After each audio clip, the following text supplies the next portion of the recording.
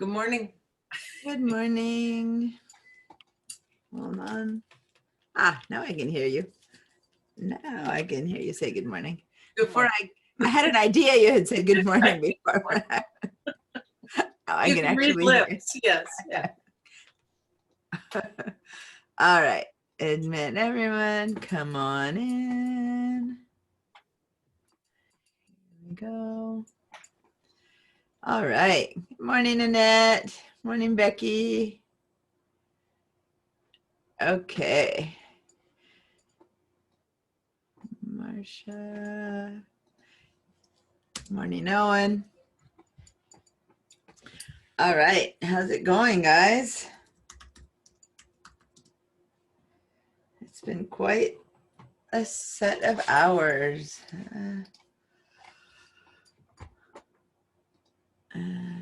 Admit. All right, and so it begins that some of you who are attending both of my classes I'm seeing many times a week.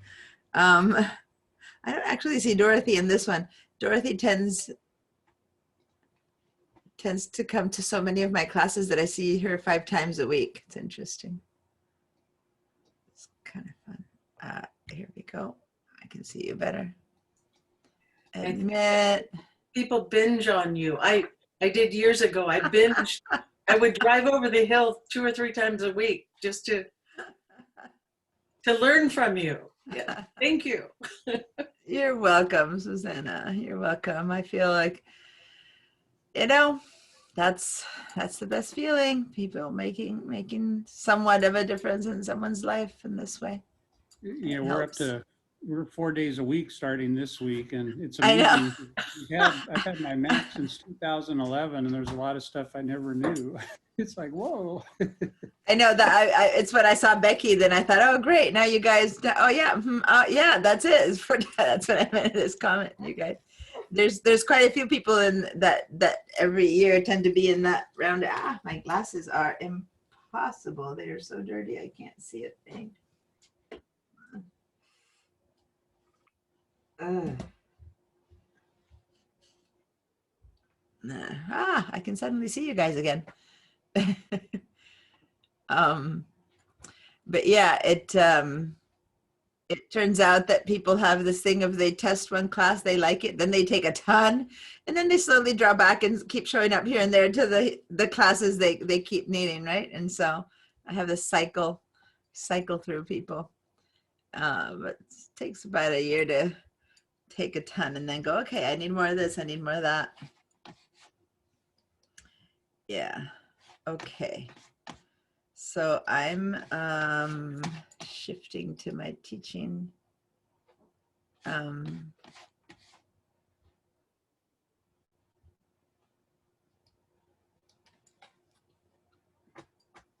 Keep admitting people. All right, guys. Hello to everyone. I need to first. Yesterday, my Zoom quit again, and I had 3 Zooms running on 3 computers. So I'm trying to minimize anything that's open now on anything before I switch to the other account. Make sure I don't have that problem again.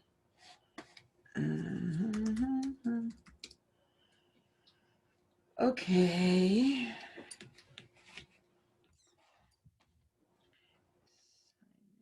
Google. I think the iLife. Okay. Cool. All right. Looks like people have dropped in. Let's keep this opened up. And I am perfect. There we go. So I might end up dropping one of my 2 computers to connect to this class, although I haven't been told today that I haven't dropped. Oh, I left this on top of my computer. I need to figure something out, but I got a notice of power outage all day next Wednesday.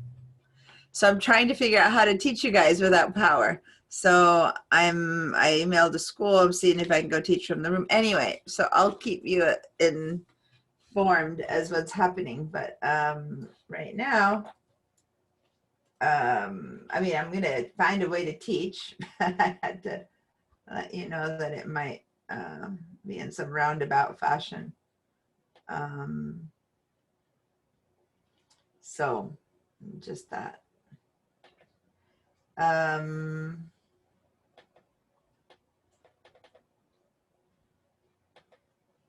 Okay, good.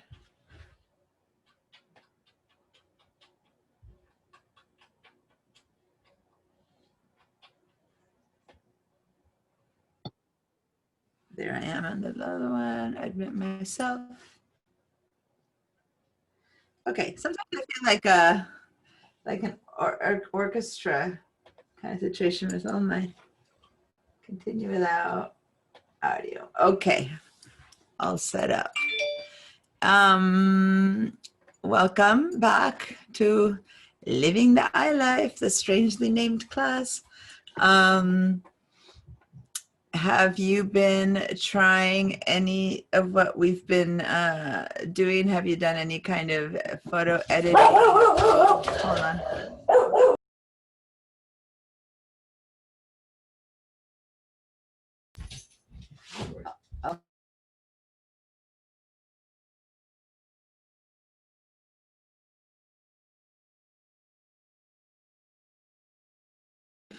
Okay, so we woke up to our refrigerator all defrosted and not working a second time. We had people fixing it last week and it was dead this morning again. So that's the repairman. So my dog might bark a little bit. What can I say?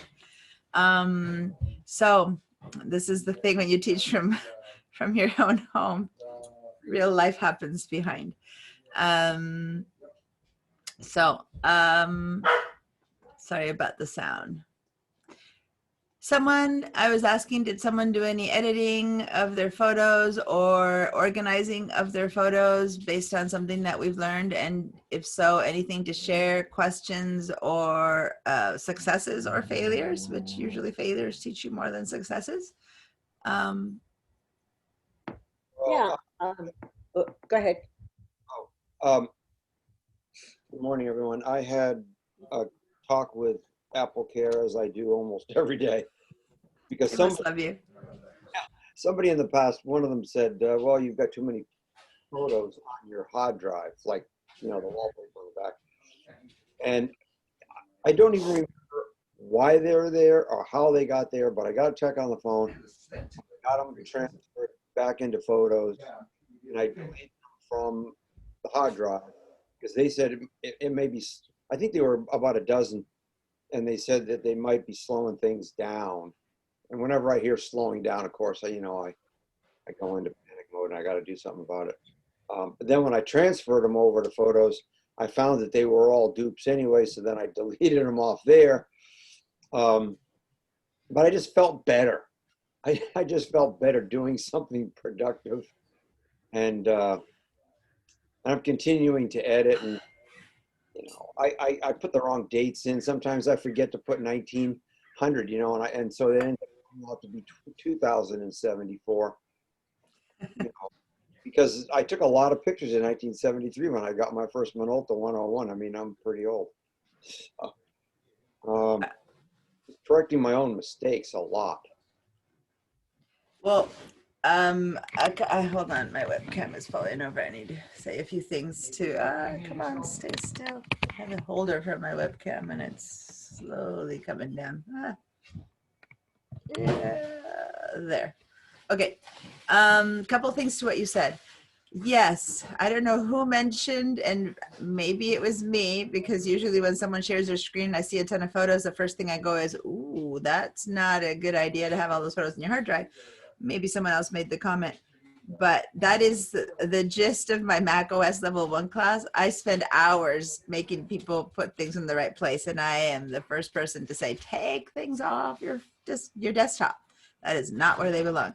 So I am glad that you called Apple Care to deal with that, which I have to say, hearing you talk about Apple Care that way, I did not know you can call to say, how do I handle this, and have them help you with that. You must have a direct line to to the Apple Care God or something, and that's been trying to get help with something, and they tell her no, and you go and they tell you how to clear off your desktop. So that's good to hear. At a direct line. I mean, well, if you can get them to call you back, and then Mhm. I'm just telling you one of my secrets, and I don't tell anybody this. Mhm. They call you back, leave the phone number in your caller ID, Mhm. and then just go into that number and push send and call that number back, and you will get a more direct line without them asking you what your.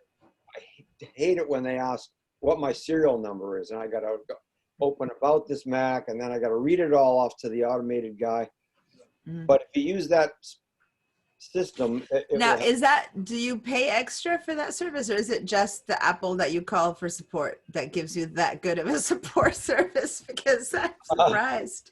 Well, okay, so I get a new Mac every 3 years, and then I go on. I've got my little online auction, and I sell my old one.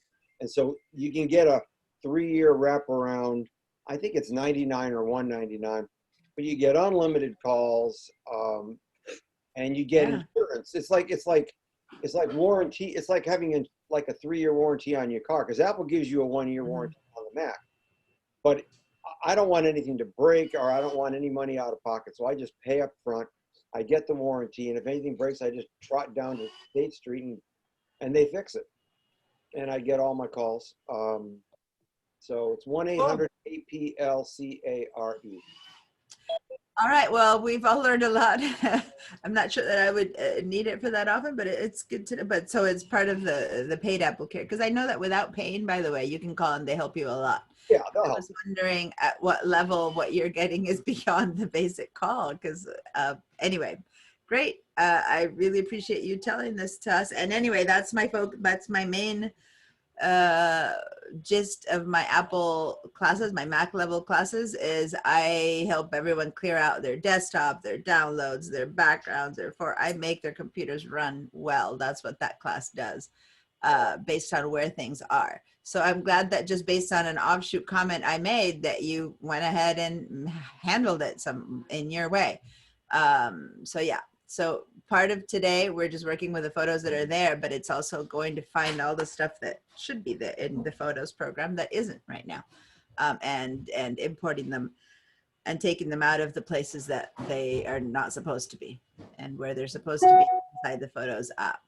Okay, so anyone who has photos from other times of your time in life hanging around in different places of your computer, you can import all of those into Photos and then delete them from anywhere else. And then all your photos are inside of the Photos app. And for those of you who are also Photoshop users, which I'm looking around, many times I do have in this class, Photoshop. I'm not sure of the people who are here. None of you guys are in my Photoshop classes, are you?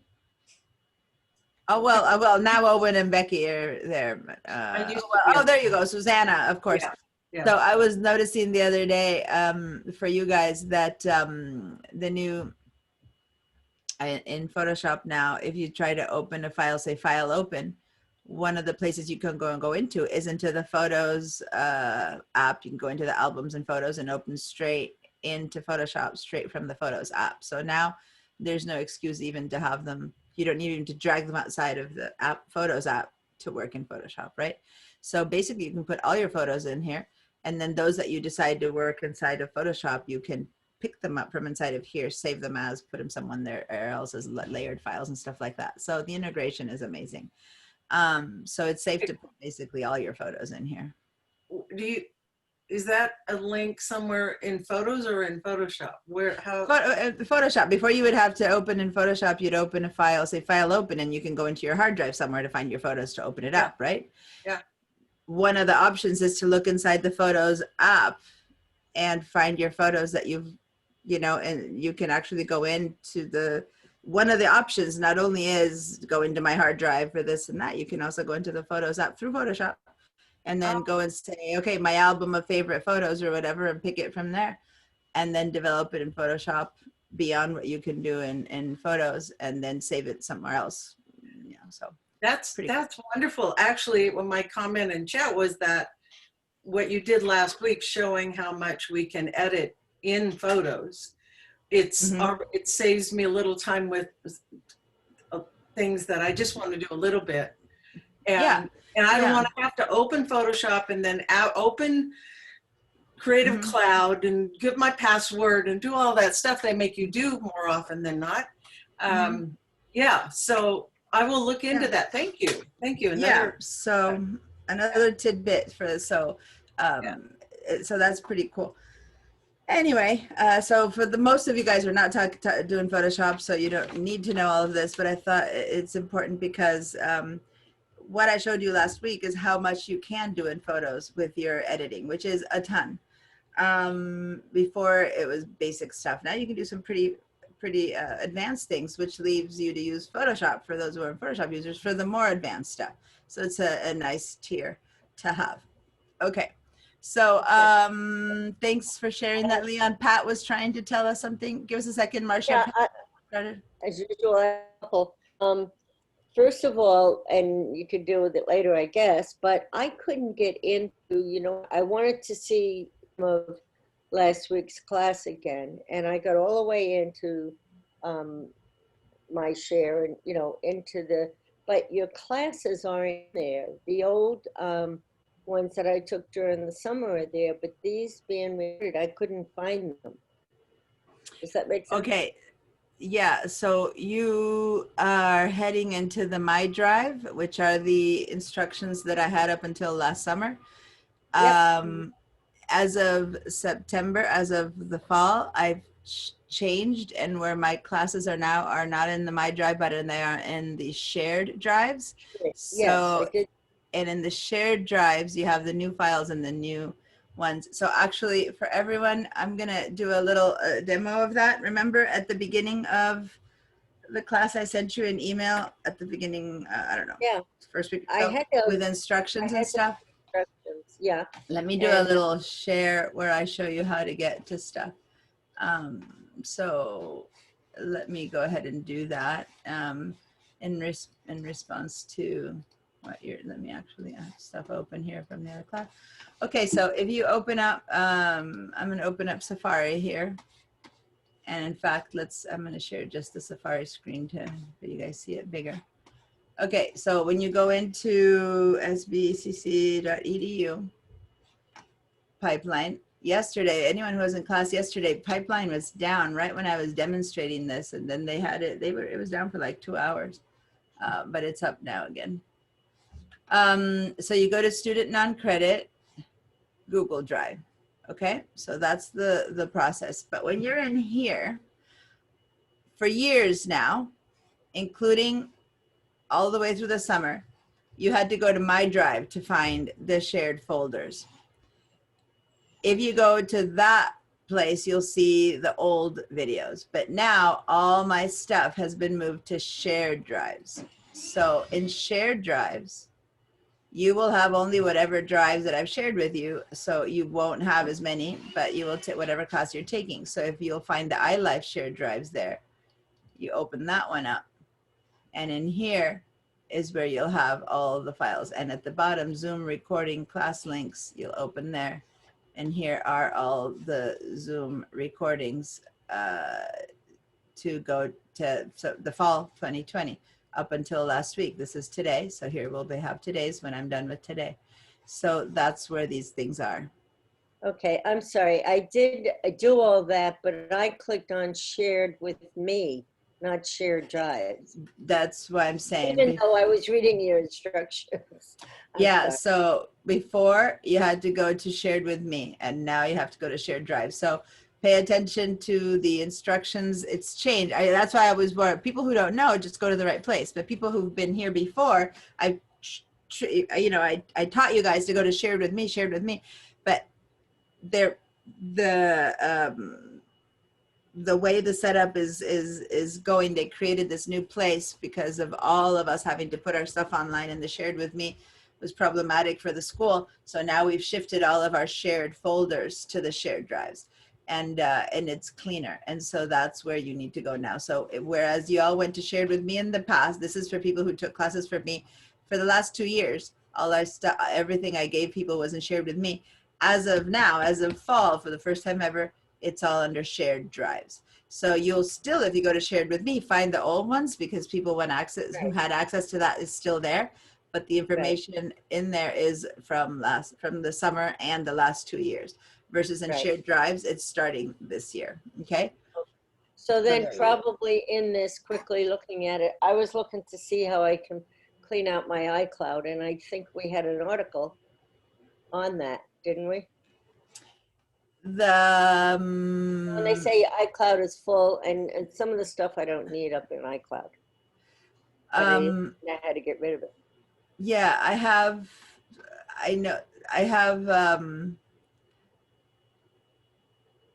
clean up your iCloud.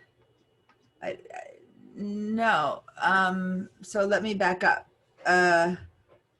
You can't, okay. Hold on. I want to speak a little bit about the iCloud today, so this question is appropriate, but I just want to, but I want to back up. By the way, I look at my files in this mode, which is just names. You guys, if you don't change it, would be looking at them like this. I'm saying so that you recognize this is this is how the default showing of your handouts looks like. It's like little icons for each piece of material that I share. I like seeing things by file names, so I go over here and I click on that, and that's why I see them this way. But this is the same place, so I'm going to switch back to the way that you probably see it, which is in this direction. Okay, thank you. That's great. Anyway, yeah. So the thing is that I have more to say about the cloud. Other times we spend so much time on the cloud that we never get our hands to working on photos. So this time I'm teaching it where we're working on photos, but we do need to spend more time talking about the cloud. So today I'm going to talk more about where the photos are, where they go, how they circle through. We did that a bit at the beginning of class where one of the, so I'm going to stop this share for a minute, where one of the conversations was how to, I'm importing some stuff. Give me a second. I'm importing some stuff that I need to show you today. So I need my brain. I can't do two things at talk and teach and import. So give me 1 second.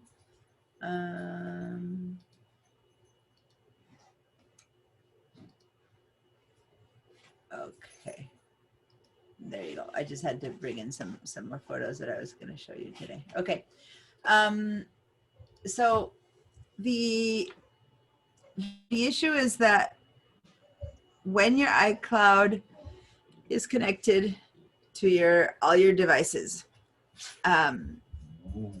there is still the choice of whether your photos themselves are connected or not to the cloud. The photo library is connected to the cloud. So we're going to talk about that today. Just as a review, people who have not taken this class before, so people who've only been in this one class today, just to know how much we've said. Hold on. I'm noticing you have some questions in the chat. Okay, I haven't read I just opened the chat, so if you've been writing in there, I wasn't, one second, Becky. Oh, because when I asked, is there anything special, some of you guys write it in there, and I wasn't listening to that yet. So I checked out Memories was made the Instant Music Collection by Apple. Yeah. We haven't talked much about Memories yet. I'll talk about that. Isn't meeting without in Photoshop. Cool. And Carol, you said my husband has been telling me the same thing. Are you talking about how opening from Photoshop or taking your photos off? What comment was that about? Sorry, by not looking at the chat, I didn't see it show up the moment I was speaking. Sorry, I was just talking about cleaning up my desktop. Cool. Yeah, so that is Not just photos. You guys have a lot of other stuff on your desktop, but the photos are the worst of it because the photos are the files that are huge. So for organization's sake, nothing should be on the desktop, but photos are big files. Videos are even bigger. So those two should just never be on your desktop because they do slow down your computer. Anyway, so if here in this class, I'll teach you how to use photos, but to know how to organize your photographs and your files and all the stuff that's outside of photos, for that, I'm doing it in the level 1 class right now, which started just yesterday. So if you guys want to join us, it's full, but there's 1 or 2 people. Anyway, I can add a few more people if someone here is interested in adding to that class. And then are you going to address copy pick before editing? In editing, can I change date on pick in iPad? Okay. Copy, pick, duplicate, you mean? I'm assuming. So yes, when we edit, there's a question whether to edit to duplicate it or not. I mentioned last week that you would, if you just want to fix a photo that's bad, you don't need to duplicate it, you just fix it. But if you want 2 versions of a photo, you want one in black and white and you want one in color, or you want one that's full, you see everything, and another one that's cropped, and you want to keep 2 versions, for that you need to first duplicate it. So it's not called copy inside of photos, you just right click and duplicate it and you get 2 of them. This truly creates 2 photos in your computer, as before we had 1, and then one you do one thing with and the other you do another thing with. Okay. So that we mentioned that last week. I'm happy to keep mentioning and explaining it, but that's the only reason to copy a picture. Otherwise, we never need to copy it for it to be in multiple albums and that kind of stuff. But for editing purposes, if you want 2 very different versions of one photo, you definitely need to duplicate it first and then make your 2 different versions, or 3 different versions for some reason you want. Okay. So say that you want one of those little cute pictures that in 4 where you have a whole image that's painted red, yellow, green, and black and white of the same thing, and make a little triptych or something like that, like artsy. Well, then for each one of those, you would have to have a duplicated version of that photo, and you make them 4 times and you print them together and you put them up, that kind of thing. You need individual photos. For just editing to make it look good, there's no need to duplicate it. Okay. Thanks. All right. I have a question about videos being removed, but not knowing where they go. So can you explain what you mean about being removed, Marcia? I can't hear you. You need to turn on your sound. Sorry, there's sound in the background because the refrigerator fixing people are talking to my husband. If you hear mumble, mumble, I can't stop it right now. So yeah, Marcia, I still can't hear you. It's interesting because your sound did open. Huh. Huh. Is anyone else hearing Marcia, or is it just me? No, Yeah. we can't hear her either. Huh. So is your sound down? Like you've got your volume down?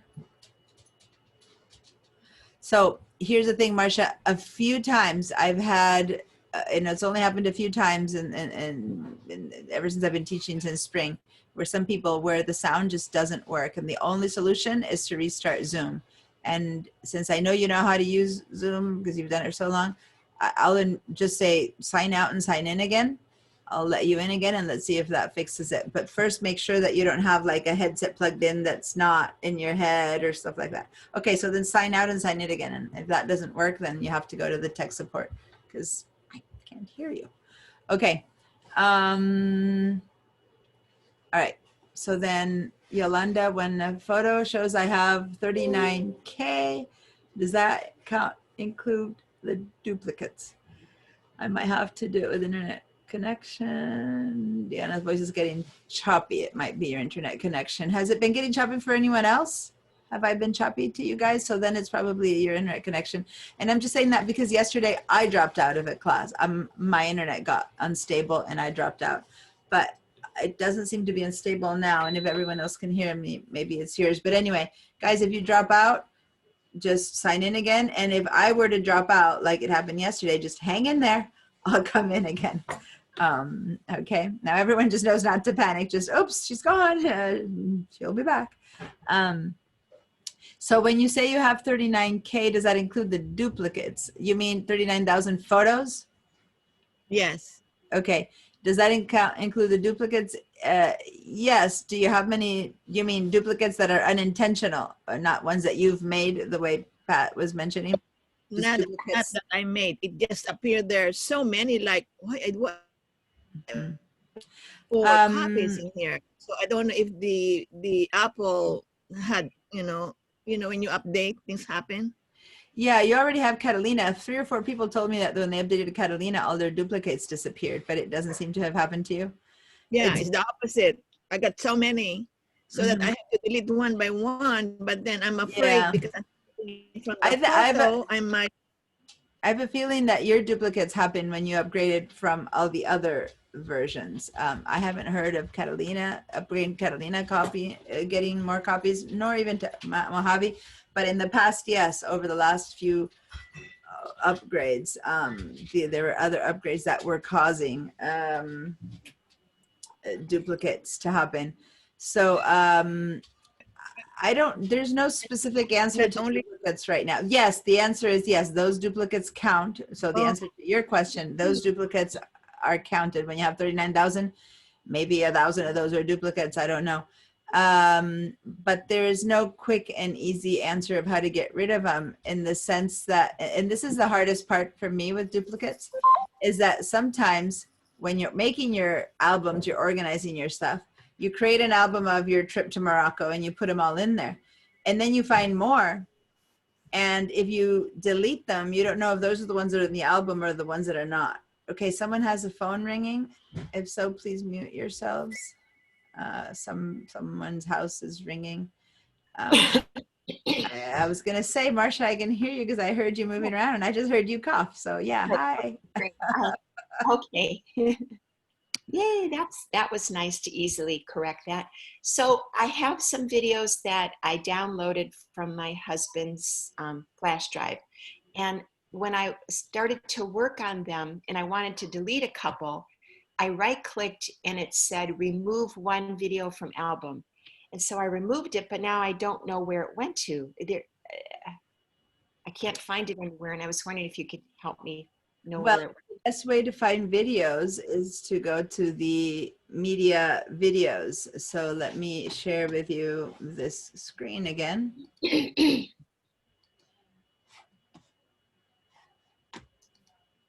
And if you go to media types, then click on videos, and that should collect all the videos that you have. Now, if you have hundreds of videos, that's fine, but at least it's not videos amongst 39,000 photos, right? So here, and this one is made by Apple, so you have no input in that. It just gives you whatever type of photos that you have in here. You open that up. So I happen to have videos, selfies, and panoramas.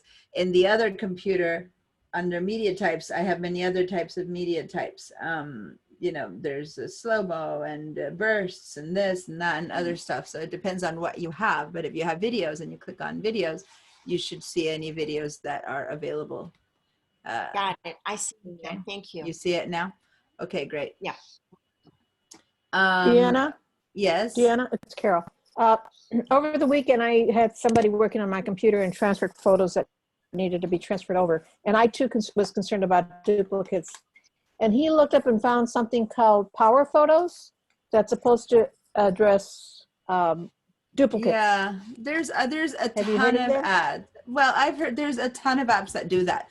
And there's a ton of apps. You go online, there's a bazillion that will take care of your duplicates. And I'm just saying that you're welcome to try them. I have not found one yet that I trust more than any other. I'm sure, you know, that some of them must be good, but some of them are not good and they get rid of stuff.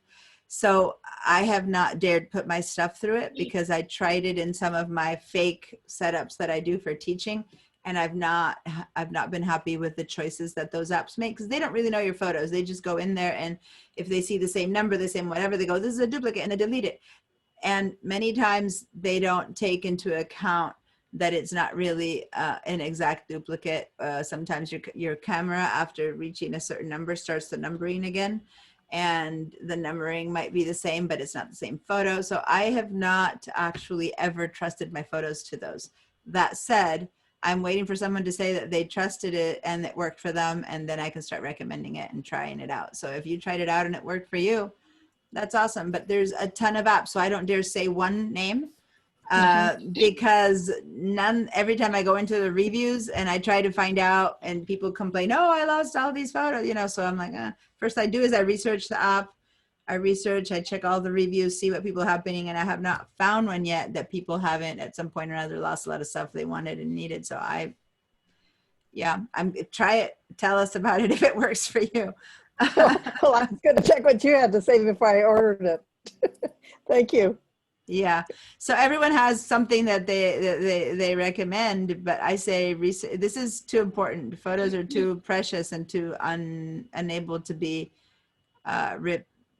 replicated. I can't go back to the moment that my child was born and lose those photos or whatever. So I wouldn't put an automatic machine to cull my duplicates unless I know it's foolproof. And I go in, I mean, give me the name, write it in there. I will go in and research the reviews for this one. But finding one is not a problem. There's thousands. The question is, which is the actual good one, the one that really does a good job and is careful with your photos? I don't know. Anyway, if you go to the App Store and look for things to take care of duplicates, if you Google things to take care of duplicates, there's so many. And at one point I really was trying, and I researched like 15 of them. And none of them felt good. And so basically I kind of stopped trying. I'm sure it's been 2 years since I did that something new might be out there that might be good. So that's what I have to say about apps that take care of your duplicates.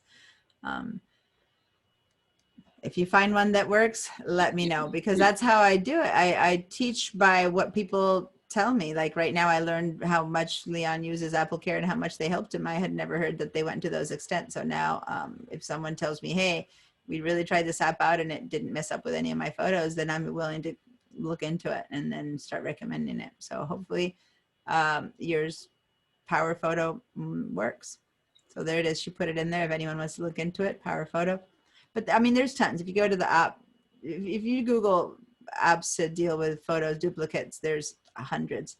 And start going by reviews. And if there's 2 great reviews, but out of 100 users, or there's 2,000 reviews that are good out of 2,000 users, that's, you really need to pay attention to that. Don't just go by, oh, 2 people say it's good, because they might be the maker's family. Anyway, so be really careful. All right. Charlene, I have duplicates showing up in hidden, but the same photos are included in my albums as well as master photos. My option is either to delete or unhide. When I unhide, the photo adds to the master area. Any recommendations to fix this? There are 200 photos hidden, mostly for one trip.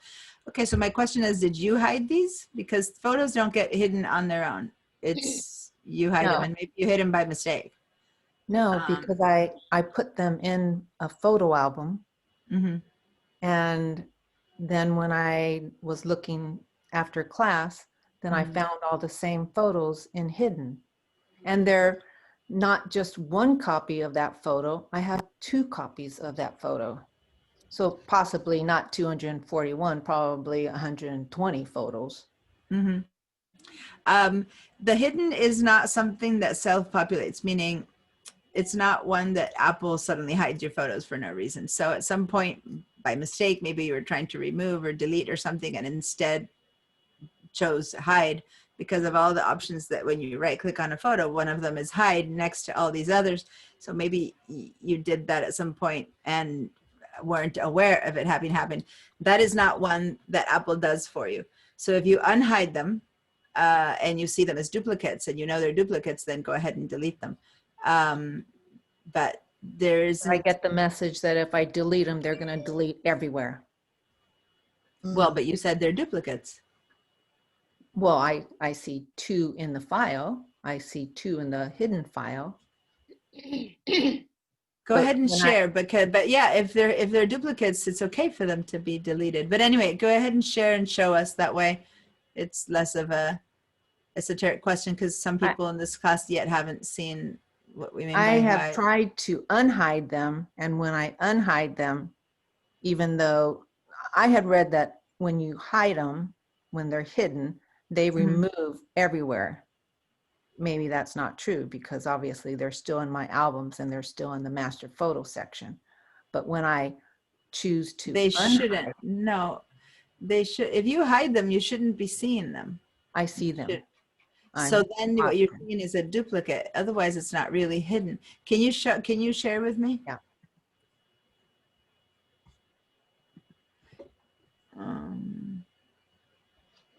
These are almost all of them except for one is from my Zimbabwe trip.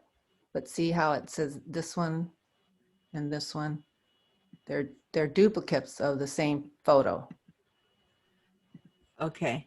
And they're And all, then if I go to my album Zimbabwe, now I have to find where they are. okay. So wait for a second before you Okay. click away. So I'm looking at that elephant. So the important thing to look at is that little info thing you have up on top. So see that little with the info window on the top right, you have that floating info window, which today I'm going to have us all work with a lot more. Yeah. So that one says thumbnail image 1040, 102, May 2016. Go ahead and click on what you're calling a duplicate of that. Okay, I need you to go back and forth or choose one that's next to each other, because I want to see if anything is changing. Nothing is changing. You guys see how the info, she clicks on one and then on another. Okay, now click. 237. And 230. nothing, see, nothing is changing in that info window. You see that? Go ahead and choose another one so people see something shift. See how when she chooses that one, the number of the photo changed? But when she clicks between the two that she's calling identical, nothing is changing. And can you circle that info window so people know what I'm talking about? See that there, guys? Keep an eye on that, right? So see over there where it says thumbnail image, file name, yada, yada.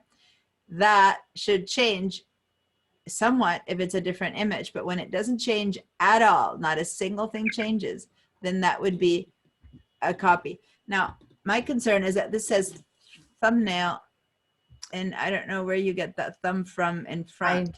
I don't know. These are all thumbs.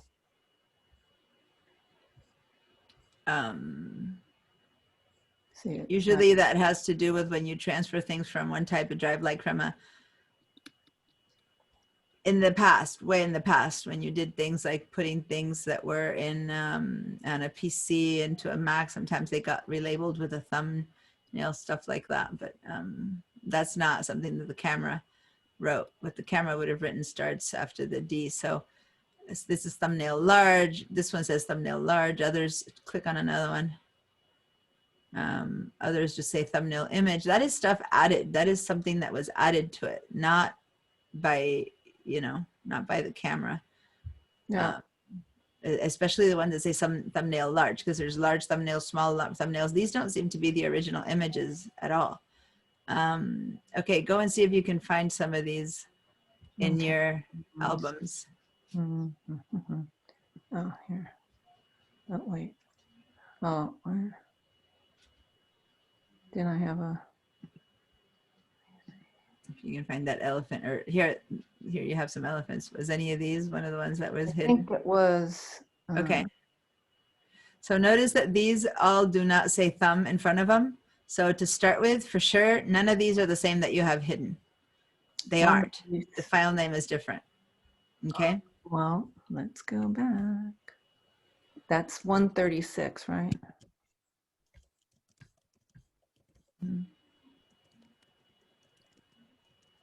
Oops. I think I did see that one. Okay. And again, this isn't necessarily me trying to spend a lot of time with someone else's photos, which, we all need to be careful. This is trying to explain the whole, because the whole conversation of copies and duplicates comes up a lot, and that's why I'm trying to address it in her case, because I want to show you guys that although the image was the same, in fact the number says 0136, so it's the same one she showed before from her album. It isn't, because the file name is different. It's this file name says thumb_image136. This, if you delete, it is not the same one that is in her other album. If she deletes this one, it will not disappear from her album because it's a different photo. If you have a different file name at the top, it is a different photo. When this one got created, why she has a duplicate with an extra name thumb in front of it. Thumb is short for thumbnail, which is like a mini version of your photo. I don't know when, but none of these that have the name thumbnail would be the ones that she showed in her album before. So if she gets rid of these, they won't disappear from her album because they are not the same thing. Does that make sense, you guys? If the file name is different, it is a duplicate or a triplicate. Now, these are duplicates of each other because when you click on one and the other, they show up with no change. Yeah. So if you delete one and the other, they're duplicates, meaning you delete one, the other one won't disappear because they are duplicates. They're not just showing up twice, okay? So if you delete these two lions, each one will delete itself individually, and neither of these will affect the folder you showed me before. Maybe you have other folders with thumbnails, but the folder you showed me before had no thumbnails in it. Right. So No, they don't. So they're all, so that means you have 3 of this one. So you can there's 136, right? Yeah. And then so if you do, so if you go do a big select all to all of these that are hidden and delete them all, when you go back to, don't worry because they'll hang out in recent deleted. When you go back to your album, you should see these photos still there. Your photos should not have deleted because these hidden ones are not the ones that are in your albums. As long as a name, now you have a couple, wait, stop. Where, or these are not your hidden ones. These are your good ones. Yeah, I was going to say, these are my good ones. So these are the good ones, see? So the thumbnail one of that one that you just see. Yeah. Go ahead and delete. Go ahead and right click and delete it. Delete one photo. It will be visible in the recently deleted album. Yes, delete it. Now go to the album where you found it and you'll see that it will not have disappeared. I don't find it. Oh, there it is. There it is. See, it's a different photo. It is a different instance. All the stuff that says thumbnail, unless you have any thumbnails in these main albums, you can delete them all and it won't affect anything. Okay. I've never put thumb or thumb large or thumb image. That's not anything I've put. No, there's some, have you ever transferred, did these photos ever come in, haven't been transferred through like Google Photos or some other app? Because there's other apps that create these thumbnail images, and including the old iPhotos would create thumbnail images, but now it doesn't exist anymore.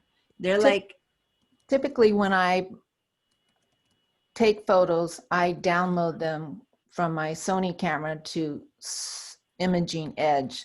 So therefore I have another album that says Imaging Edge that has 4,000 photos, and they're everything that I downloaded from my camera. And why do you do that? Why not bring them straight into photos? I mean, what's the point? What's the advantage? Well, it's if I have a camera and then if I have my iPad with me on my trip, if I were to lose my camera, I lose all my photos. So this is insurance that I won't lose all my photos. Well, but doesn't your iPad have Apple Photos? Why don't you put them in to your Apple Photos? I mean, I hear what you mean, but iPad has photos. Right. Why don't you import them into Photos? I didn't make this photo. I didn't make this album. When I went to Catalina, now I have a new album, just like I had iPhoto events. You know, I didn't make that. Okay. So this is becoming a little bit more an issue that's just you. So ask me a little bit more later because I can show you an easier way to, you don't need this intermediary. So maybe that's part of what's causing, I don't know, because I don't, I'm not saying it is, but this might be one of the reasons you're getting the duplicates. Okay. That said, you can delete those that are the hidden ones safely and they're fine. Okay, so as long did as people it's private. follow? Did people follow my point that I want to make sure that the rest of the class got? Is that I asked her to check the name of the file. And if the file name is different, even though it looks identical, if you delete it, what you're deleting is a separate file. Okay, so can you go back for a second to show inside of the hidden how your two file names are identical? So go back to, this is what I want the rest of the world to learn. So she has two files that look the same, right? So like those two elephants next to each other, etc. They look the same. Yeah. So when you click on, go to those two, front and center, bring that little info box front and center, because that is the only thing I want people to be looking at right now. That info box, see there? That's all that matters right now to distinguish. So click on one, and it says thumbnail image 140-124, May 6, 9/10/28, right? Now click on the next one. And there's nary a flicker. Nothing changes, not a drop. If even one number, if even it said 9/10/29, or if it said even one number, that would be a different photo. But the fact that as she clicks from one to the other of the two that she sees has no change, that means that this is a true duplicate. This is a true duplicate. Versus when she found this exact same photo in the other album, it was the same exact photo, and it said it was called image 140, whatever, but the thumb part was missing. That means that it's a third copy. It's a third copy. If the file is differently named, it is a different photo. But in this case, when you have two in one same album with the same file name, clearly they are duplicates of each other. So basically she can get rid of these two, and she's safe because the one that's the good one is the one that does not have a thumbnail. I want to, this is the part that I want the whole class to be getting. So ask me questions about this. Deanna, where did yeah. did she enter in the word thumb, or did the photos enter that in? We're trying to figure out. I think no, photos would never do that. So there's another app, something involved that we need to figure out where she's getting that from, but it's not through photos. So when Yolanda says, I don't remember seeing thumb in my photo gallery, no, this is something I don't know where she got this from. So this is not a photos thing. So if you don't find it in your files, Yolanda, don't worry, you shouldn't have that. Thumbnails are something that thumbnails are like little previews, small versions of your photos that sometimes you need, for example, for a web page, for stuff like that. So I don't know where she got and who and at what point these got created, but it's not a photos thing. But in helping her figure out what these are, we discovered that in there. So something created a set of thumbnails of her photos, and I don't know what created that set of thumbnails, but I am showing her by deleting one that if she deletes it, it doesn't affect her good photo, so that she can feel good about deleting all of these. None of these that are thumbnails would seem to be at all repeated in her album. So she can go ahead and delete all of these, which are what you said, 240, 250, whatever many. They're fine. They're safe to be deleted. Okay. All right. But what I want everyone to understand is how I am using the info box to check on the photos to find if they're duplicates or not. That's the part that applies to everyone here. So when you say they look the same, but have different numbers, excuse me, that just means you took two pictures like right one after the other? No, wait. Yes, that would be, but this does not have a different numbers. She has exactly the same numbers on them. Right, So that the means file is the same, duplicate. but somehow some app she used at some point created a duplicate and added the thumb to it. But the rest of it is identical. It is the same file number. So it is actually the same photo. But that tells you that it is a duplicate. And if it's a duplicate, you don't need duplicates. So you can get rid of it. If it were a different number, it would just be a second later. And it looks the same, but it's not the same photo. But these photo numbers are identical for her. Just that she has that extra little thumb put in front. So they are pure duplicates with a name change. So you can get rid of them all. Yay. Thank you. You're welcome. Very clear. Thank you. Okay. when you have a photo that has one number difference, that's just you shooting, oh my God, I'm looking at the lion yawning, and you shoot 5 times and you get all the steps of the yawn. From afar, it looks like the same photo. Maybe all they did was twitch a tail to get rid of a fly and it looks like the same photo, but it is a different photo. It's up to you to decide if you want 20 photos of a lion flicking his tail or you want to delete them, but they are different photos. They're not duplicates. But when the file name is identical, that's a duplicate. And a duplicate where nothing else in the info box shifts, you don't, unless you purposely created a duplicate for some reason that you wanted to edit 2 different ones, then those are the ones that you need to get rid of. The ones that have identical information in that info box. Those are the pure duplicates, and there's never any need for a pure duplicate unless you purposely created it. So that's how you decide if it's a duplicate, by using that info box and clicking on both. After a while, if it's the same moment, the same trip, and you always have 2 and you click on 5 and they're all identical, you can pretty much assume that in that trip somehow all of those are duplicates, and you can go ahead and delete the second one for all of them. And you'll be safe. You don't need to look at everyone one by one if you have 240, but by checking on, say, 10 of the 240, discovering that, yes, consistently every one of these has exactly the same name, then you can assume that somehow those all got duplicated, and you can go in and select the second one of each and just dump them all at once. Yeah. Deanna, Yes. Deanna, what about HDR and the regular photo? I mean, you Okay, get that's, that. yeah, that's different. And I have some samples of that, so I'll talk about that. So remind me when I go and share my other screen, I'll talk about HDR. Those are not duplicates. Those are different exposures of the same moment. You can choose one exposure you like best and get rid of the other one, but they are different photos. And I'll talk about what that is in a second. Let me finish with this true duplicate issue. So that info box is crucial, and the metadata is crucial. And I haven't yet shown you how to see the metadata. I have shown you how to open the info box, but not the metadata.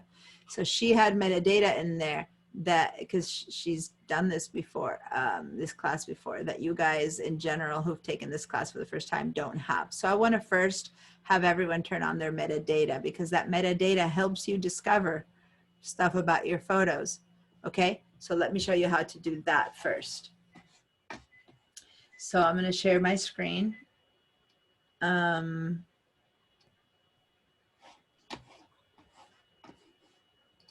we go. So if I go over here to my photos and photos, so photos there and photos there. So for, this is the, by the way, this is the older version. This is the Mojave setup that I'm showing you. So I still have moments, collections, and years versus months, days, and years. But so you go to photos here, and photos here was equivalent to the all photos for Catalina. Then what I'd like to see is more information about each one of these photos underneath. So one thing is to open the info box. So remember, to open the info box, you can go to this little eye over there, or you can go to the view window info, or you can do Command I. Command I for info is used across all of the Mac all the time. So I would recommend being that one that you learn. Command I brings up that box as much as the info brings up that box. So anyway, here's this little info box, which is very important. I don't have any single photo selected, so it's just in general telling me in my photos libraries you have 264. This is a fake photos library, so I only have 264 photos, right? It's just for teaching. Most of us would have a ton more photos, but by not selecting one particular photo, by just clicking on some emptiness up there, you should see a total of how many photos you have. And that's where, you know, Yolanda mentioned 39,000 photos or stuff like that. That's where you see that total number, right? Of all the photos that are in your photos library, because your photos library is everything. And it tells you the span of years. Like right now I have photos from 2004 through 2020. Okay. So this gives you the general overview of everything. And I have 3 videos. Can you all kind of read out some of the things that you're seeing in your info box? And remember, you have to have nothing selected. When you have something selected, that's that photo itself. So click on some white space and that's the number. Read out to me what you're finding in your albums. Hello? No. Someone out Yeah, there? mine says 1,906 photos in 4 Okay. videos. Okay. Cool. I have 4,216 photos and 85 videos. Okay, great. So you guys, if you're not seeing it, if you're not calling it out, I'm not necessarily wanting you to divulge personal information, but I want to make sure that you're all seeing what I'm saying. So give me a little yes check mark in the participants window if you can see what I'm talking about. And even if you're not reading out to me, you are seeing the amount of photos you have. In my personal one, I would have bazillions, right? So I am hoping, but if I don't see a little green check mark, then I'm going to wonder, well, do you not know how to find it? And I'm going to try to help you find it. Okay. So have you all, yes, you can't find it, Marcia? I'm sorry, I'm on photos and I click Command I and nothing's happening. Okay. This little box might be showing up flying around under one of your Zoom boxes or something. I'm separate monitor with my iPhotos. So then if for some reason it's not showing up with Command I, go ahead and press on that little I. It's there, but if you click on it again, it goes away. So you turn it on and off, on and off. So if you do Command I, it appears, Command I, it disappears, Command I, it appears, Command I, it disappears. But it could possibly, when it appears, it could be appearing under some other box or be hiding. You're not seeing it at all?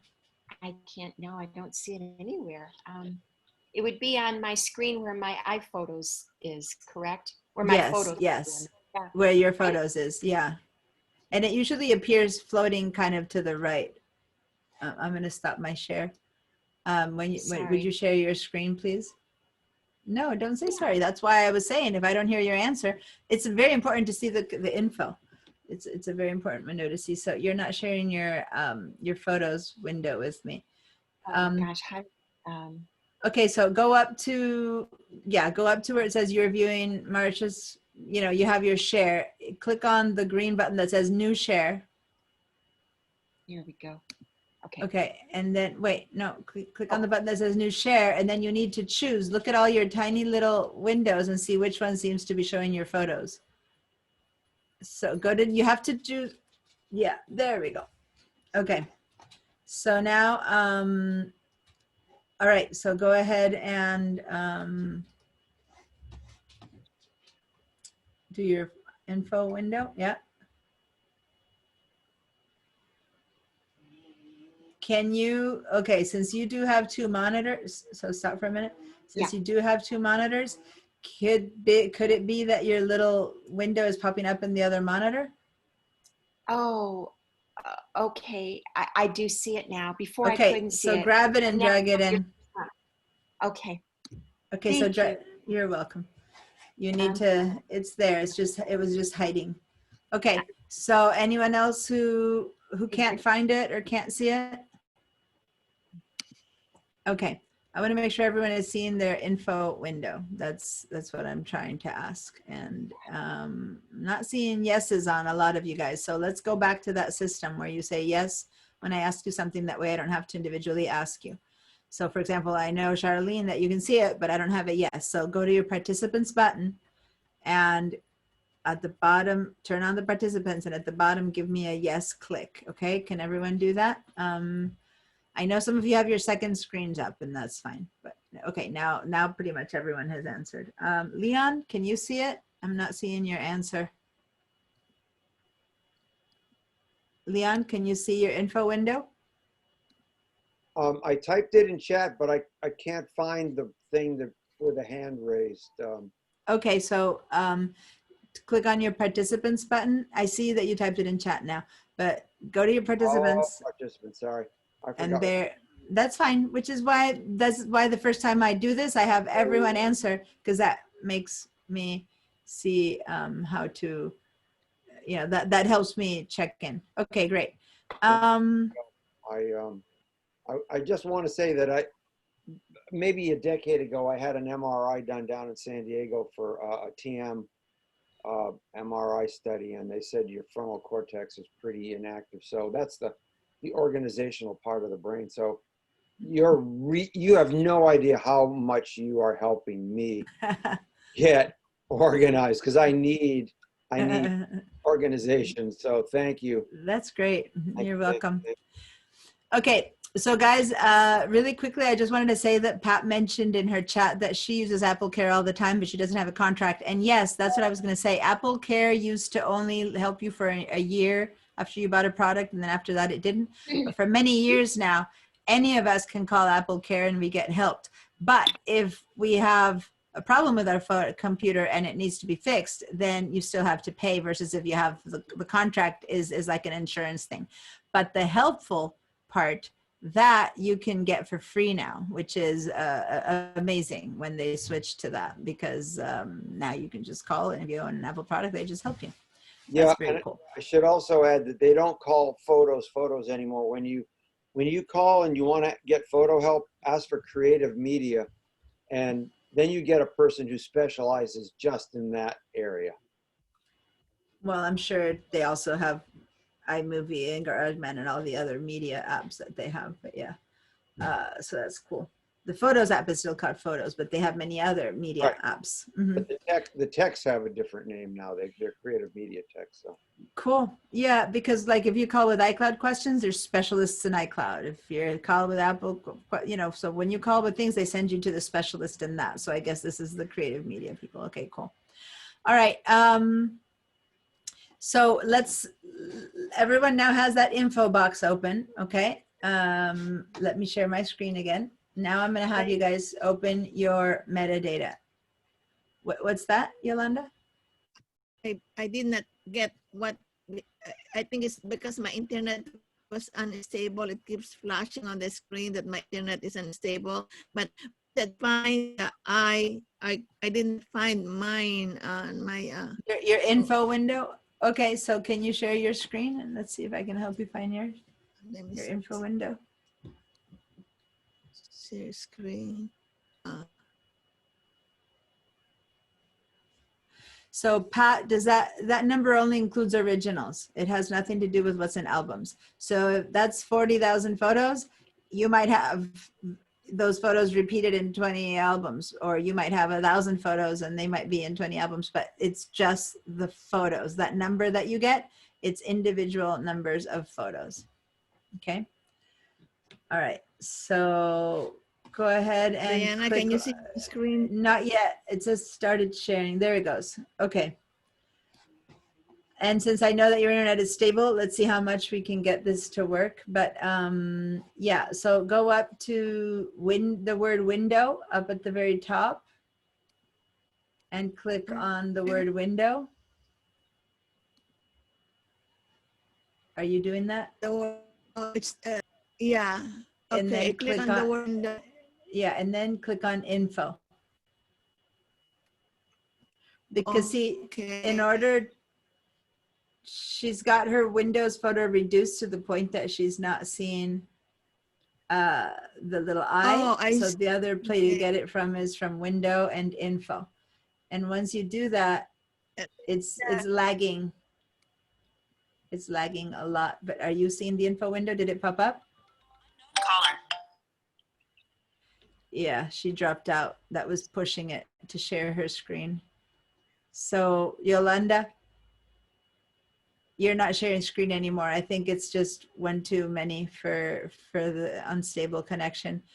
But did your info window pop up? I don't think she can hear me. Yolanda? Hello? Your sound is off if you're trying to speak. There, your sound is on now. Yeah. Is it the one with the North America? Is it what you're talking about? Diana, did I lose you? No, I'm still there. I'm trying to understand because you're breaking up. So what's your question again? Okay, so outside the frame there is the info is photos library, and then it mirrors 61 items probably because of that frame time. And then there's a map, North America. Is that what you're talking about when you said click on Yes. the? Okay. Yes. Yes, that's the box. Okay. I'm. All right. Mhm. So Cool. I think I follow you now. Thank you. You're welcome. Okay, so now I'm ready to share my screen again. So how do I? And Like, I had to get out. Let me see. no, you're not sharing anymore. You're done sharing. Okay. All right. You're Okay. done sharing. It fell out. Okay, so here's the my little info window. Okay, and so what I'm going to do now is, in order to be able to find more of this stuff, if I click on a photo, it gives me a lot of what's considered metadata: the file name, the time it was photographed, the place it was photographed, what camera photographed it. And these are faces. We're going to talk about that in a minute. You probably don't have all of this on yours, but depending on your photo, you have a lot of this. Okay, now how do you see some of this stuff outside of the info window? So here's what we're going to do. We're going to go up to the top, and that's not being shared in my window, so you guys have to guess that at the very top of the photos, like right next to the apple where it says photos, it also says file, edit, image view, window help. Do you guys see that? Now it's not shared in the window that I'm sharing because that window isn't part of what gets shared by Zoom, but up at the very top, go to the view, and under view, this menu that I just showed you pops up. So for this menu that I'm showing you to pop up, you need to click on view. That's the only word. View is the only thing that's not showing up for you. But as I click on view, this window pops up. Are you all seeing that? And then head down to the word metadata. Now, if you've taken the class before and you've already turned these on, you will see that in metadata, you will see check marks everywhere. But for those of you who have never done this, and you will see that titles has no check mark, keywords has no check mark, edited has no check mark, okay? So what I need you to do is I need you to go to view, metadata, and then click on anything with no check mark. So I'm gonna click on the word titles. And suddenly all my titles are appearing because I've just turned them on. You know how Charlene had her titles?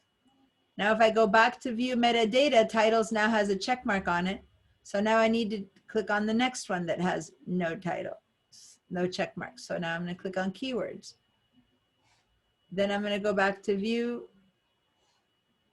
and turn on edited, and so on and so forth. You need to do it every time until you're done, until you have check marks on every one of those. So now, and location. So basically I had to do that 5 times, and now everything has a check mark. Now I don't want to click on it again. If I click on it again, I'm going to turn off the check mark and I'm turning off the titles, see? So if I go back, there's no check mark on it again. So once you see the check mark on it, that's it. That's where you need to be done. So by the time you're done doing this, you should have done this 5 times or whatever until you get a check mark on every single one of those. Okay? I'm going to ask you all to be doing that. And then share with me, how's it going? Yes, Susanna? So I checked them all, but I have my photos in that little square view, and I can't remember how to get out of that. So I don't see the titles and stuff because the square view. Oh, okay. So in the Catalina, there's a little box over here that allows you to switch. Oh, got it. You got it? Got it. So let me I'm going to stop this share and I'm going to go to my Catalina version so that you guys who have Catalina can see what it looks like on Catalina. Okay. So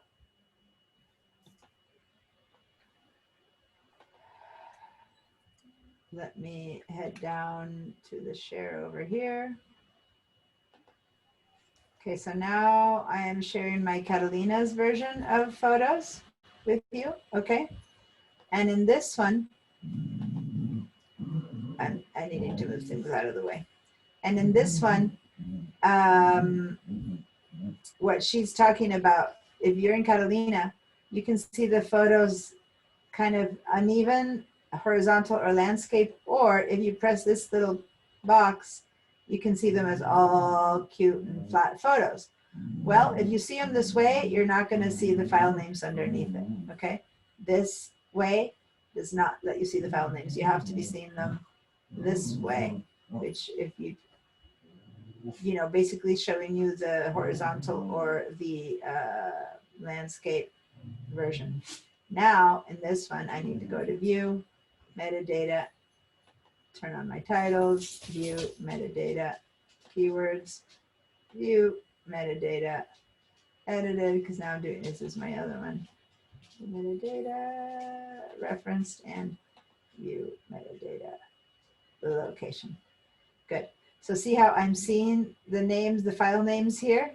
But if I were to turn this view off on, which makes it all cute and square, it doesn't show me the file names. So it's your choice. If you want to see the file names, you need to click on that guy.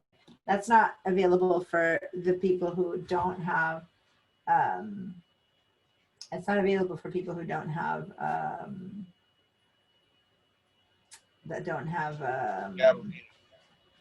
Catalina. Okay. All right. So how's it going? Has everyone turned all the metadata on? All right. So the most obvious thing that you see is the file names, but there's more to that metadata. Okay. So we're going to talk about that, but this is the perfect example to talk about HDR. So who had asked about HDR? Was it Suzanne? So who had asked about HDR earlier on? At the beginning. It was Pat Watroba. Okay. Pat was the one who asked it. No, it was Suzanne. Oh, I asked. Yeah, it was Suzanne. Okay. So here's the thing. If you have an iPhone, okay, so this is all an iPhone based situation, you can choose to take photos in a mode called HDR. If you do, you would have to do it for a very specific reason. So let me show you what an HDR photo is. So see over here how I have a little label here that says HDR? Well, look at that. There's two photos. So Suzanne was asking, are HDR duplicates, right? And so when she asked that is because when you see something taken with HDR, you see two of them. So here's HDR, and as you can see, one and the other look like identical photos, right? So let me show you the value or not of HDR. So here's an example of HDR. If you look at the file names, they're not the same photo. This is 2081, this is 2082. Do you see where my mouse is pointing? Yes. Okay.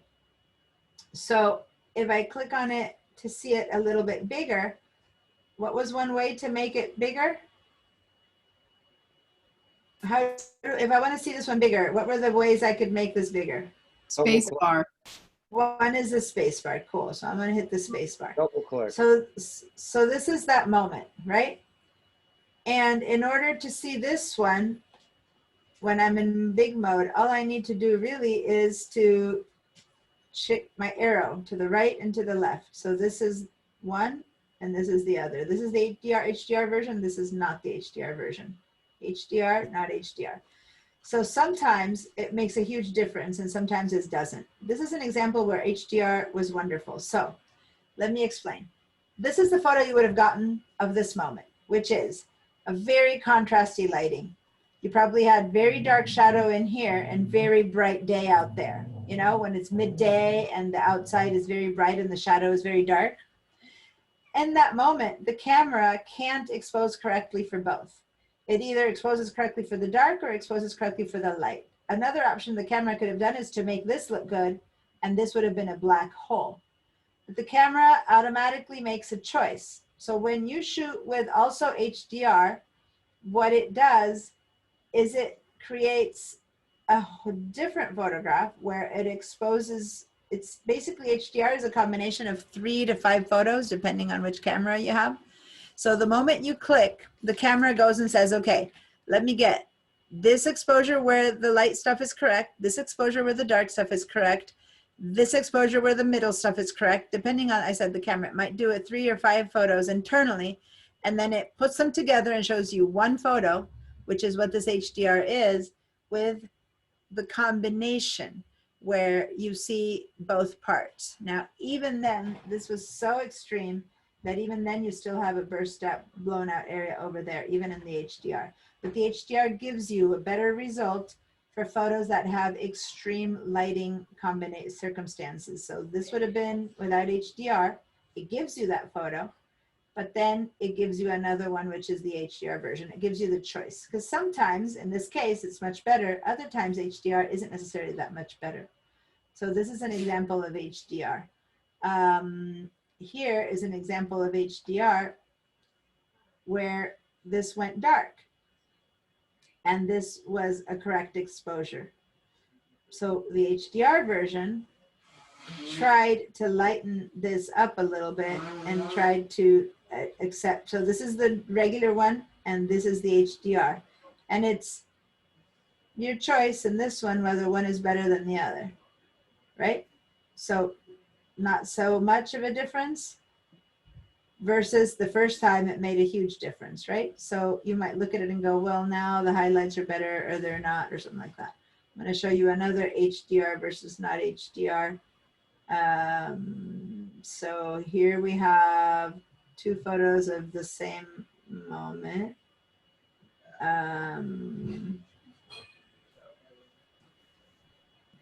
Which one is, so here is, this is my kids sleeping on the trampoline in the sun.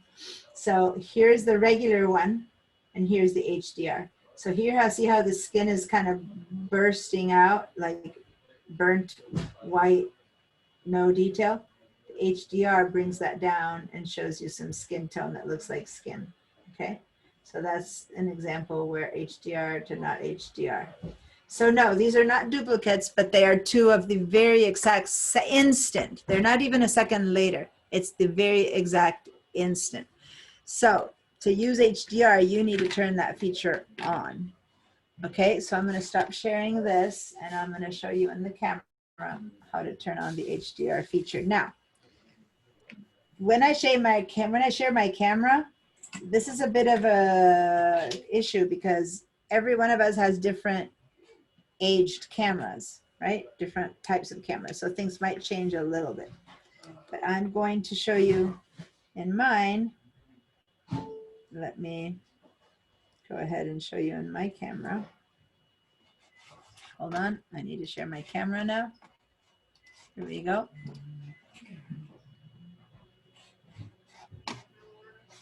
All right, so this is, I'm sharing my camera and this is looking at my, this is the setup I'm teaching you with, okay? Whee, look at all these computers that I've got going. All right, so,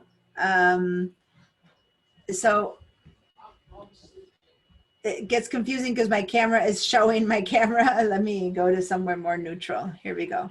So now you can see that I'm looking up there. All right, so what are my settings? There's up here, you can make choices for what your settings are gonna be for when you shoot. And like right now, I'm telling it no flash, no live photos, and stuff like that. But one of the choices, and I'm trying to remember, I haven't done HDR in a while, so,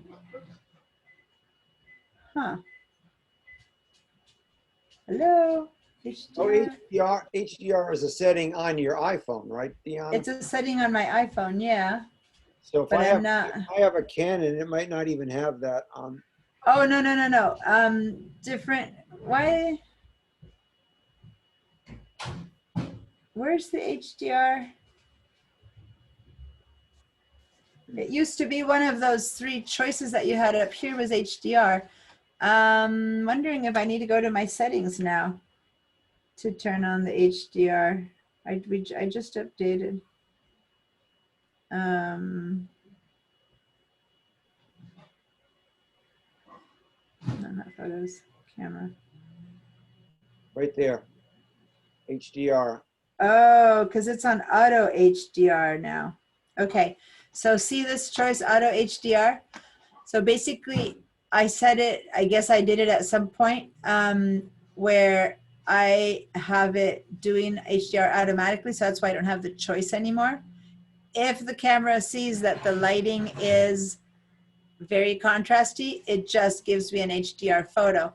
But according to my settings here, it's not keeping the normal photo. It's only giving me the HDR. If you do this and you turn this on as well, and I'm gonna do that, then you get both the normal and the HDR, which is what I was showing you here, the normal and the HDR, because I don't always like the HDR, it depends. And so now by doing this, I've committed to getting 2 photos of that same moment, okay?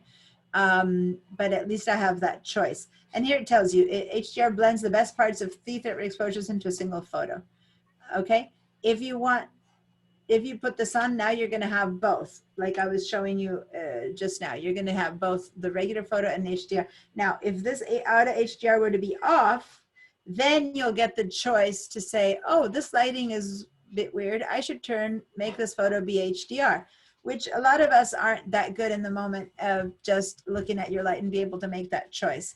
So I think the best choice is to have auto HDR on and keep the normal photo. And then when you see the photos, you get to choose. Of course, you're getting 2 of each. So if you're in a moment where you took 20 photos and the lighting was contrasty, you might end up with 40. It's only going to turn on when you have very contrasty lighting. It doesn't do it for every time you take a picture. It has to have the condition where the phone thinks HDR is appropriate, and that's when it takes it. But this gives you both versions. You don't need to have that choice be your choice. You can have your choice be different, but that's the choice I would make, and I don't know why I had it off. Anna? Yes. Yeah, my iPhone does not have the choice of auto HDR. What Just photo? normal photo, yes or no. Okay, so what camera do you have? What version of iPhone do you have? It's not a new one. It's up to date with, updates, but it's probably a 6. A 6. So no, so that makes it, mine is an 8, so it's not very new, but it's newer than that. And that's when I updated to 8 that you get that option. In the 6, you have to turn the HDR on yourself. So you should see. Would you leave the HDR on the setting? Well, yeah, so if I'm going to turn it off right now, okay? I just turned HDR off for a second. So I'm going to go to camera and show you that now that it's turned off, see how I'm getting a choice up here that says HDR? Yeah. At the very top, you see it? That's because now it's up to me to say, oh, the lighting is different. Let me turn on HDR. And then you turn it on and you have it on auto and it turns on or off at all. But that's, and you can then have it turn it on or off. But by having it set in the settings. I have a choice of auto at that point. Yeah. Mm-hmm. Okay. Exactly. So it's a different place where you have it auto. Or if you do it in the settings, then forever, it just doesn't tell you. It just does it. And I do enough outdoors photography and stuff that if I forget to turn it on, I might have preferred it to be on. So I just set it on in the settings as auto. So now I get the HDR, but I didn't notice that I had turned off the keep normal photo. I would want that too. So I'm glad I came to show this to you, because now there you go. Now I can make that choice. Okay. So Deanna, can I ask another question about that? When I started seeing, I got tired of seeing basically 2 pictures of everything I took, because I started feeling like, oh my God, this is going to be a storage problem. It's going to take up too much space. Mm-hmm. And so, but you're probably, I'm just assuming your recommendation, what I'm hearing you say is do both and then do a cleanup. Look at the pictures and figure out which photo you like best and then get rid of the other. Yeah, and if you think that's too problem, just turn off the keep normal photo and just keep the HDR on and trust that they do the good job. But I don't always like the result of HDR. Sometimes it looks very fake. So I'd rather if I have the possibility of putting that photo in through editing and Photoshop and doing a better job. So the thing is, though, I won't do that for all my photos. I will do that only for really good photos to put it in Photoshop. So sometimes it's just a moment that I want to keep, but that I don't care about editing. So the HDR takes care of that. So I'd rather have the option of HDR and HDR, because if it's a really good photo, then I'll use the normal one, put it in Photoshop and do a better job than HDR was. You know what I mean? And But does it the would, H, it would does have, the H, is the HDR photo, does that take up more room than a regular photo? no, no, it's a regular photo. It's Okay. just a regular photo. Okay. So guys, I'm going to stop my share right now. Hopefully you all found that. To Leon's question, cameras, this is an iPhone issue, but if you have a DSLR, your DSLRs also have the, many DSLRs also in your settings give you the choice to shoot, modern DSLRs give you the choice to shoot HDR photos. So the way we did it in my time of photography, when there was no automatic DSLR or anything like that, you just bracketed your shot. So you saw a place that was very, and what that means, and this is just something a photographer would do, not regular people. You'd look at this thing and you'd go, my camera can't capture this. So you'd take one shot where you got the shadows, one shot where you got the highlights, one shot where you got the middles. And then in the lab, you had to expose that 3 different ways to create that good shot. So the theory has been there always. Now the cameras did it for you automatically, okay? Or you have to put it together in Photoshop and stuff like that. There's that, but you need to bracket and take 3 photos of the same thing yourself. And you need to know that with 3 different exposures, and then you can do your own HDR in Photoshop. The cameras, iPhone is doing it for you. So whereas I could do a better job in Photoshop, I'm not going to do that for every photo. So this is good for expediency's sake, for just regular in your photo sake, that the camera does it for me. Okay. All right. It's time for a break. Save your questions, pile them up for when I come back, and then we're going to keep working with all the metadata. I want to explain much more about metadata, and I wanted to answer more of the questions about the iCloud that we started with. That I said I'm going to talk more about iCloud today as well. Okay, so 15 minutes. It's 10:32, so let's meet it back at 10:47. Okay, see you guys in a little bit. Let's see if my fridge got fixed or what happened.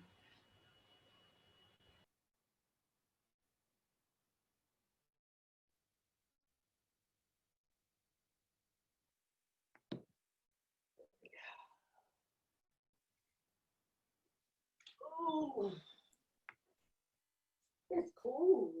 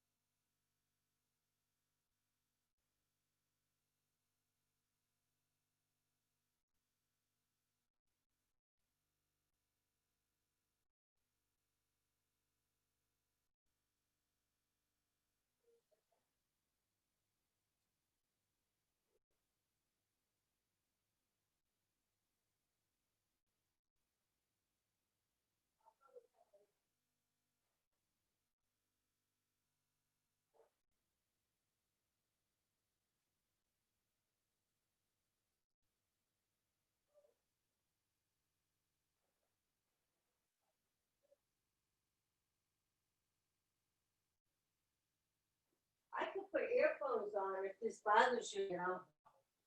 All right.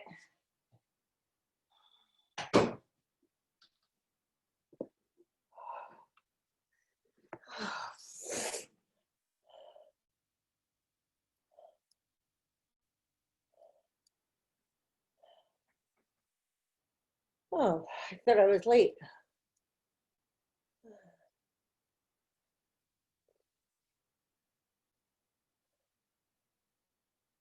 Huh.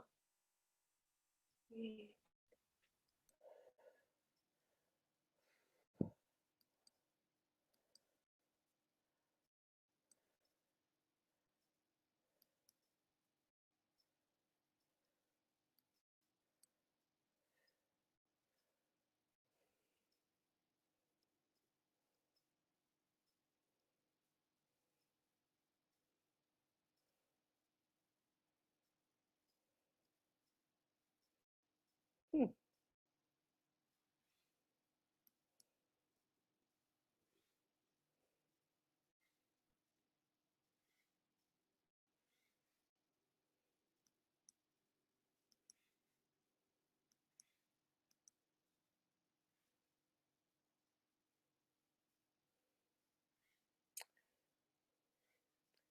Can you hear me?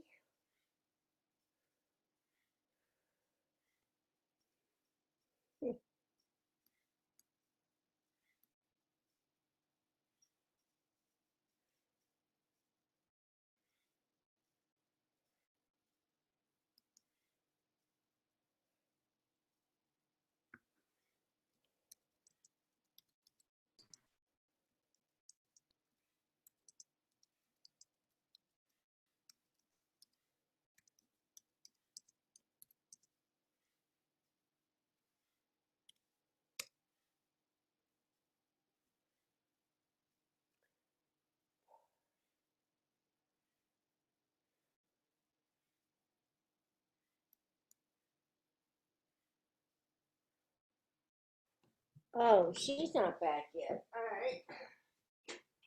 I don't know if she's back.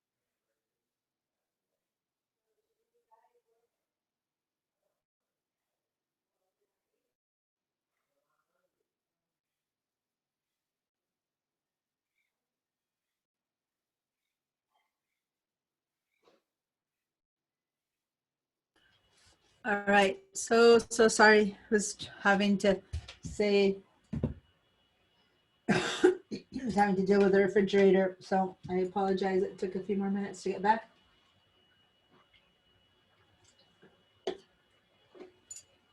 Okay.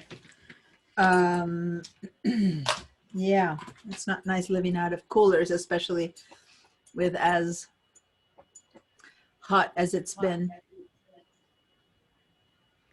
Yeah, I checked my camera during the break and I noticed it did have an HDR setting, which I've had off for the last 8 years. Cool, cool. So it's probably better to turn it on, right? Well, as I said, the camera can do automatically things that otherwise you need some high skill in Photoshop and consistent 3 to 5 steps of bracketing that you do on your own to get that shot. So I would say that if you have an automatic feature in it, you should turn it on. And then if there's a scene that you love so much that you want to try it yourself as well, then you have the automatic version, and then you still bracket 3 to 5 shots and hope that then you can do a better job. And if not, you have the one that the camera did. You know what I mean? Mm-hmm. Then you're Yeah, covered. Then you're covered. And Thanks. Fiona, A question. You said auto HDR will only come into play if the lighting or contrast requires it. You wouldn't be getting an HDR on every single photo. No, no, not at all. No, Okay. because it's only matters. The camera would only trigger the function when there's too much of a spread between the darks and the lights in your image. So it will, but the thing is, many times the sky is very bright. So any image that has ground and sky probably will give you a version. I mean, if the sky and the ground are all in bright sun, maybe not. But if you have shade and sky, those will probably automatically always be HDRs, because that way you might begin to get some blue skies instead of those white skies you get always in Santa Barbara. You have blue skies, you don't see them. You only see white skies when the front is good, because you just can't capture that, but the HDR will give you the other option. So if it becomes too much and you don't want that, you know how to just turn it off, and then just put it on, say on when you know you want it. And that's And if I have normal photo turned off and auto HDR turned on, and the situation doesn't require HDR, I'm still getting a normal photo, even though it's turned off. yeah. If you have the auto, you mean the one that you press on and off? I don't want to have two photos of everything, but I would like HDR if the situation and the lighting required it. So if I have, right now I have auto HDR on and I have normal photo off, but I'm hearing you say that the phone or the camera will still take a normal photo if the HDR isn't required. Is that true? Yeah, HDR only comes to play when there's contrasty lighting. And if you take lots of indoors photos, that'll never happen. But if you take an indoor photo where suddenly in the background you have a window, HDR will kick in. So it'll only happen when it's necessary. Okay. Most photos don't need HDR. It's just the ones that have contrasty lighting. But depending, if you shoot outdoors all the time, where you capture a lot of sky and a lot of shady fronts, you will get HDR in every single one of them. It depends on what you're shooting, you know. All But right. if I'm taking a photograph of, you know, my kids doing something cute, there's no HDR until suddenly I raise it. And as you saw, they were on the trampoline and then I added the sky.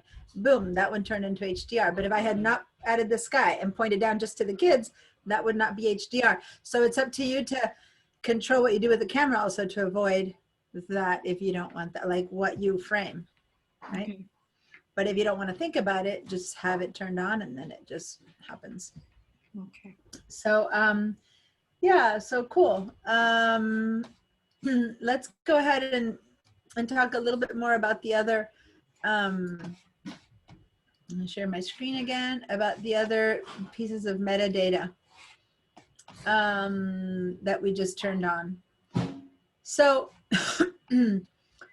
by turning all those different metadata bits on, which hopefully you've all done already, one was titles. That was easy to see. It's these little titles that appeared under the photos. But then you have keywords, edited. Keywords I haven't taught you yet. Those of you who know about keywords because of other classes or because you know, then let me just show you what a keyword shows up as, is that little white tag. So see this little white tag right here? Let me see if I can put on my spotlight on the tip of my mouth. So see this white tag that's showing up there and there and there. It's harder to see, and there. So anything that has a white tag means that I've added a keyword to it. So I'm not going to teach keywords right now, but let me just say that a tiny little explanation about it. I will teach it, but not today. Keywords is something you add to a photo yourself to remind yourself about, so it's easier to find. So maybe you labeled it the photos that you're going to be using for your slideshow, or maybe you labeled it photos from of a certain person or of a certain time. So it's labels that you put on so that later you can search and say photos of snow, and everything you've labeled snow pops up. So it's like an album, but instead of making an album, you give it a keyword, and then any photos that you've labeled snow show up instead of having to drag them into an album. So it's a different way of organizing your photos. So that's what keywords are. So I'm going to I apologize. We're going to get deeper into keywords and we're going to create our own keywords and everything. But right now, I just want you to know that in this case, that by saying view keywords, what I'm seeing, what this just did is that I will now see if a photo has keywords or not. Before, the photo could have it, but I could not distinguish between one that did or didn't have it. But by turning this on, now I get a little tag here. It says this one has a keyword, this one does not, because I don't see a tag. That's what that is. Edited tells me that I've edited the photo. So remember how we edited some photos the other day? So we went to class photos, we edited a photo. What was the photo that we edited the other day? I'm trying to remember. Maybe I didn't edit in this computer. Maybe I edited in the other computer. What photos did we edit in class? I'm looking, it would have 3 little lines. What photo did I use to edit last week?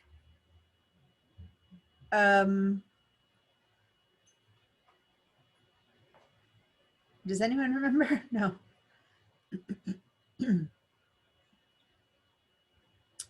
Okay, so listen, I'm just gonna do one. I'm gonna do this photo.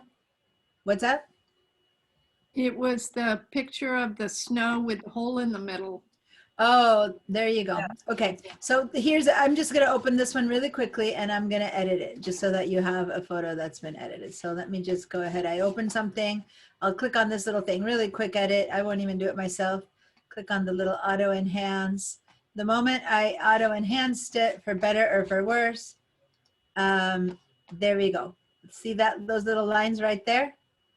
That's the marking of an edited photo. It's like those little sliders there.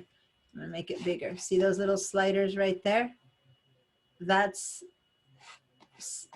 when I turned on the view edited photos. Now any edited photo will have those little sliders there. I'm gonna see another one that's dark here. This is dark, so you'll see the sliders on this one well. So I'm gonna go ahead and edit this one. Again, I'm just doing a quick auto enhance just because all I want is that slider to appear. So there you go. I auto enhance that one and see how the little sliders appear there. It's just letting me know you've edited this one and you've put a keyword on that one. And it also is telling me that you have place markers or there we go. So see these 3 down here? See how they have that little line? That little guy? That means that it has a place marker. It's a location set. See that little push pin? So that's what these things are. They're just, by having said view all these things. Now, if you do any of these things to your photo, you'll see it marked. So say that I call this one a favorite photo. Say that this is a favorite photo and I turn on a little heart. You always saw that little heart there. Okay, now you can see that heart, then you have a location marker. Now say that I also decide to enhance this one for some reason. So now this one also has enhance. So this one has heart. It has, let me see if I can make it bigger. This one has a heart. I'm trying to show it to you. So this one has a heart, that means I made it a favorite. A little sliders, that means I've edited it. The little push pin, meaning it has a location setting. I haven't put a keyword on this one, but see what I mean? Now, if you haven't done anything to your photos yet, the only thing that happened when you turned on your metadata is that you see clearly the file names. The rest is to come as you keep doing other stuff to your photos. Does that make sense? Any other explanation for what these metadata markers that we turned on? Now you need to start having the reason for them to exist by editing or marking them in one way or another so that you can find them. So back to the info window. So here's an example that does not have a keyword tag, and this one is one that has a keyword tag. So when I click on this one, notice that over here, it has a lot of information about the photo, but then it says add a keyword, add a description. When I click on this one, it actually doesn't say add a keyword. It has some words in there. Those are keywords, okay? This one as well. So that's something I put in there at some point. So I will, as I said, teach you keywords next week, not right now, but know that the reason that you put in keywords is to be able to find stuff, okay? So at some point I put keywords on these photos so that I could find them easier. So now whenever I want to go to find my photos for spring break, anything that has been tagged spring break will pop in. And how I would do that, I would go up here to the search. So now if I say spring break in any old library, nothing will happen. But because I say the word spring break, do I have the spring break tag there or Montecito Sequoia? Why do I have those tags there? I need to see, because these are tags, you know what? These are imported tags from another time that I imported these photos. So I need to go check and see if these tags, yeah, that's Montecito Sequoia spring break tag. I need to check my tags on this because I didn't put these tags in. These are photos I imported to show you. So maybe the tags were, the keywords were left behind in the other photo album. So I need to clean that up before I teach you keywords. Okay. So now, before I launch, let me see the chat. I don't have the chat visible in case you have any other questions. Oh, no, no particular new questions in the chat.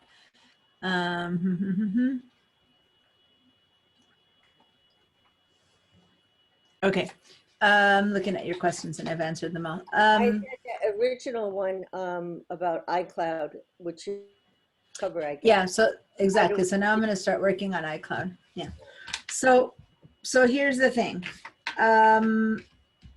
As we begin to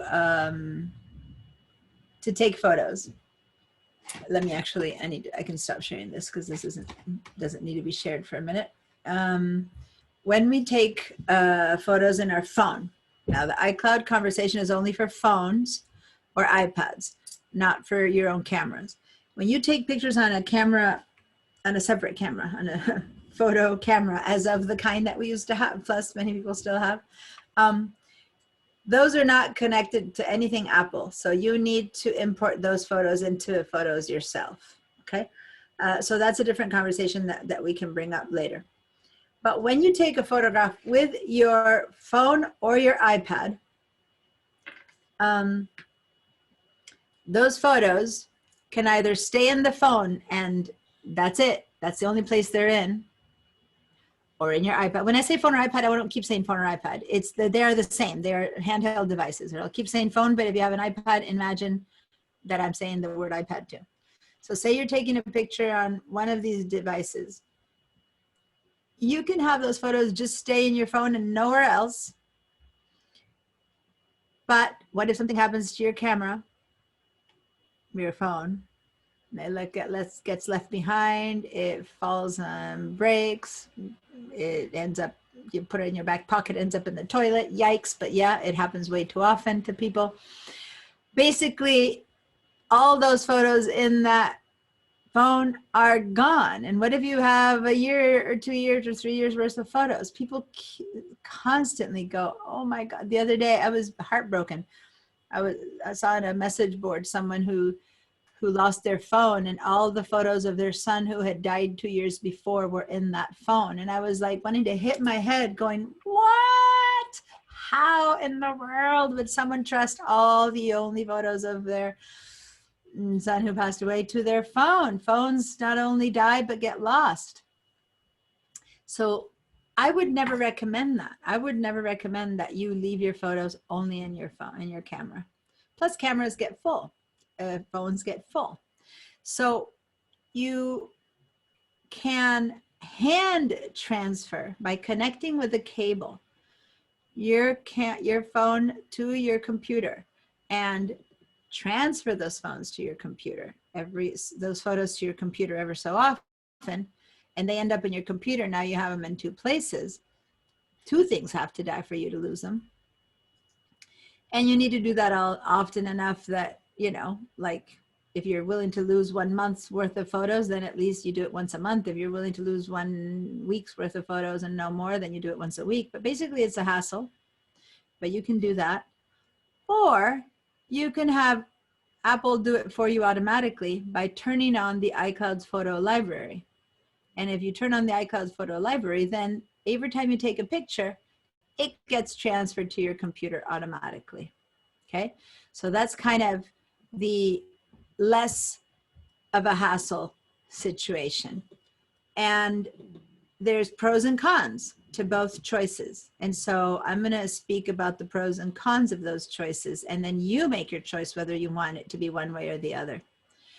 But just to get a feeling for who is or not doing it in the class, if you know that you take a picture and when you open your computer, there it is, that means you already have that set up. So if so, give me a yes. Go to the participants button and say yes. That's how you're doing it. If you take a picture and it never shows up on its own on the computer, then give me a no. And I am only talking about your phone, okay? A phone or iPad, not your own camera, digital cameras, Canon, Nikons. Those would never appear on their own in your computer. So if you take pictures on your phone and they show up on your computer, well, you don't know why. You open up your computer, there they are. That's the iCloud at work. Now there's one third possibility, and if you know that's what you have set up, it's the photo stream. And if you've never heard of it, then forget about it. But I just want you, in case you do know, then mark that up with a little blue hand. Okay, so basically, I'm looking at the answers. Leon, do you know what happens when you take a picture on your phone? Well, I no longer have an iPhone. I have an Android, so I use a Canon okay. PowerShot. But you prompted me unintentionally last week. I contacted Canon, and I said every time I pull a chip out of my PowerShot and put it in the back of my Mac, I'm losing the time and date stamp. What? And then, yeah, because the battery comes out. I know, it's crazy. Chip, not the card. The card. Yeah.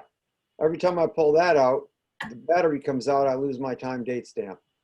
So No. That is so not right. I know, but it's been happening. So anyway, that prompted me to try to find my manual, which I couldn't find. So I found the digital version of it, and they actually make and sell a cord that will connect from my Canon right to my Mac, and I'll never have to even take that little card out. Okay, so let me backtrack. Even though you didn't know you were doing it. No, well, you're welcome. I'm glad that everything I'm saying is being so valuable to you. But yes, you can always put a cable to any camera onto your computer. And usually it comes when you buy a camera. The only cable they actually always come is that cable. But so that's so. But never should taking the camera card out of a photo lose its thing, because that all the date and stamp and location and all of that, that's metadata that gets saved into the file. The file where you click, that file has all of this metadata in it, the date it was taken, what camera, what aperture, or whatever. So that has nothing to do at all with the camera chip, like you call the chip. This is not a chip, this is a card. Card, yeah. So it would never be lost. So my wondering if maybe your camera settings are set to not record all that information in any way to your photos, because the cable won't fix that. When you take a picture in a camera and you take this out and stick it in, it's safer. I think that's much safer than the cable, personally. But many computers aren't coming with slots for cards anymore. So then you need to do transformers or whatever, might as well just plug the camera straight in. But the thing I have with cameras plugged straight in is that cables get tossed over and cameras and computers go flying. So you have to be careful to do that carefully. But other than that, it's identical to do one or to do the other. So you should look into why the photos in your cards don't have the metadata, because that has nothing to do with them being pulled out. FYI, I don't want to spend much more time on this because this doesn't apply to the photos class, but your file, each file has that information. In fact, if you look at these photos, some of them are taken on the phone and some are taken on a real on a camera. So if I click on this here info window that I told you about, this is an iPhone photo and it tells you that. But there's other photos. This photo here was taken with a Canon EOS with all that information, and all this stuff is saved with the photo. This is metadata. Okay, the reason I made you turn on the information, all of this is the metadata of the photo. And the metadata is what camera took it, what aperture, how big the photo is, how big the file is, with the ISO, all that kind of information, that information about the camera itself, plus what time and date it was taken and all of that. December 2016, Tendra. That sticks with the file. I can move this file anywhere, and it has nothing to do with whether it's in the camera or in the card or in whatever.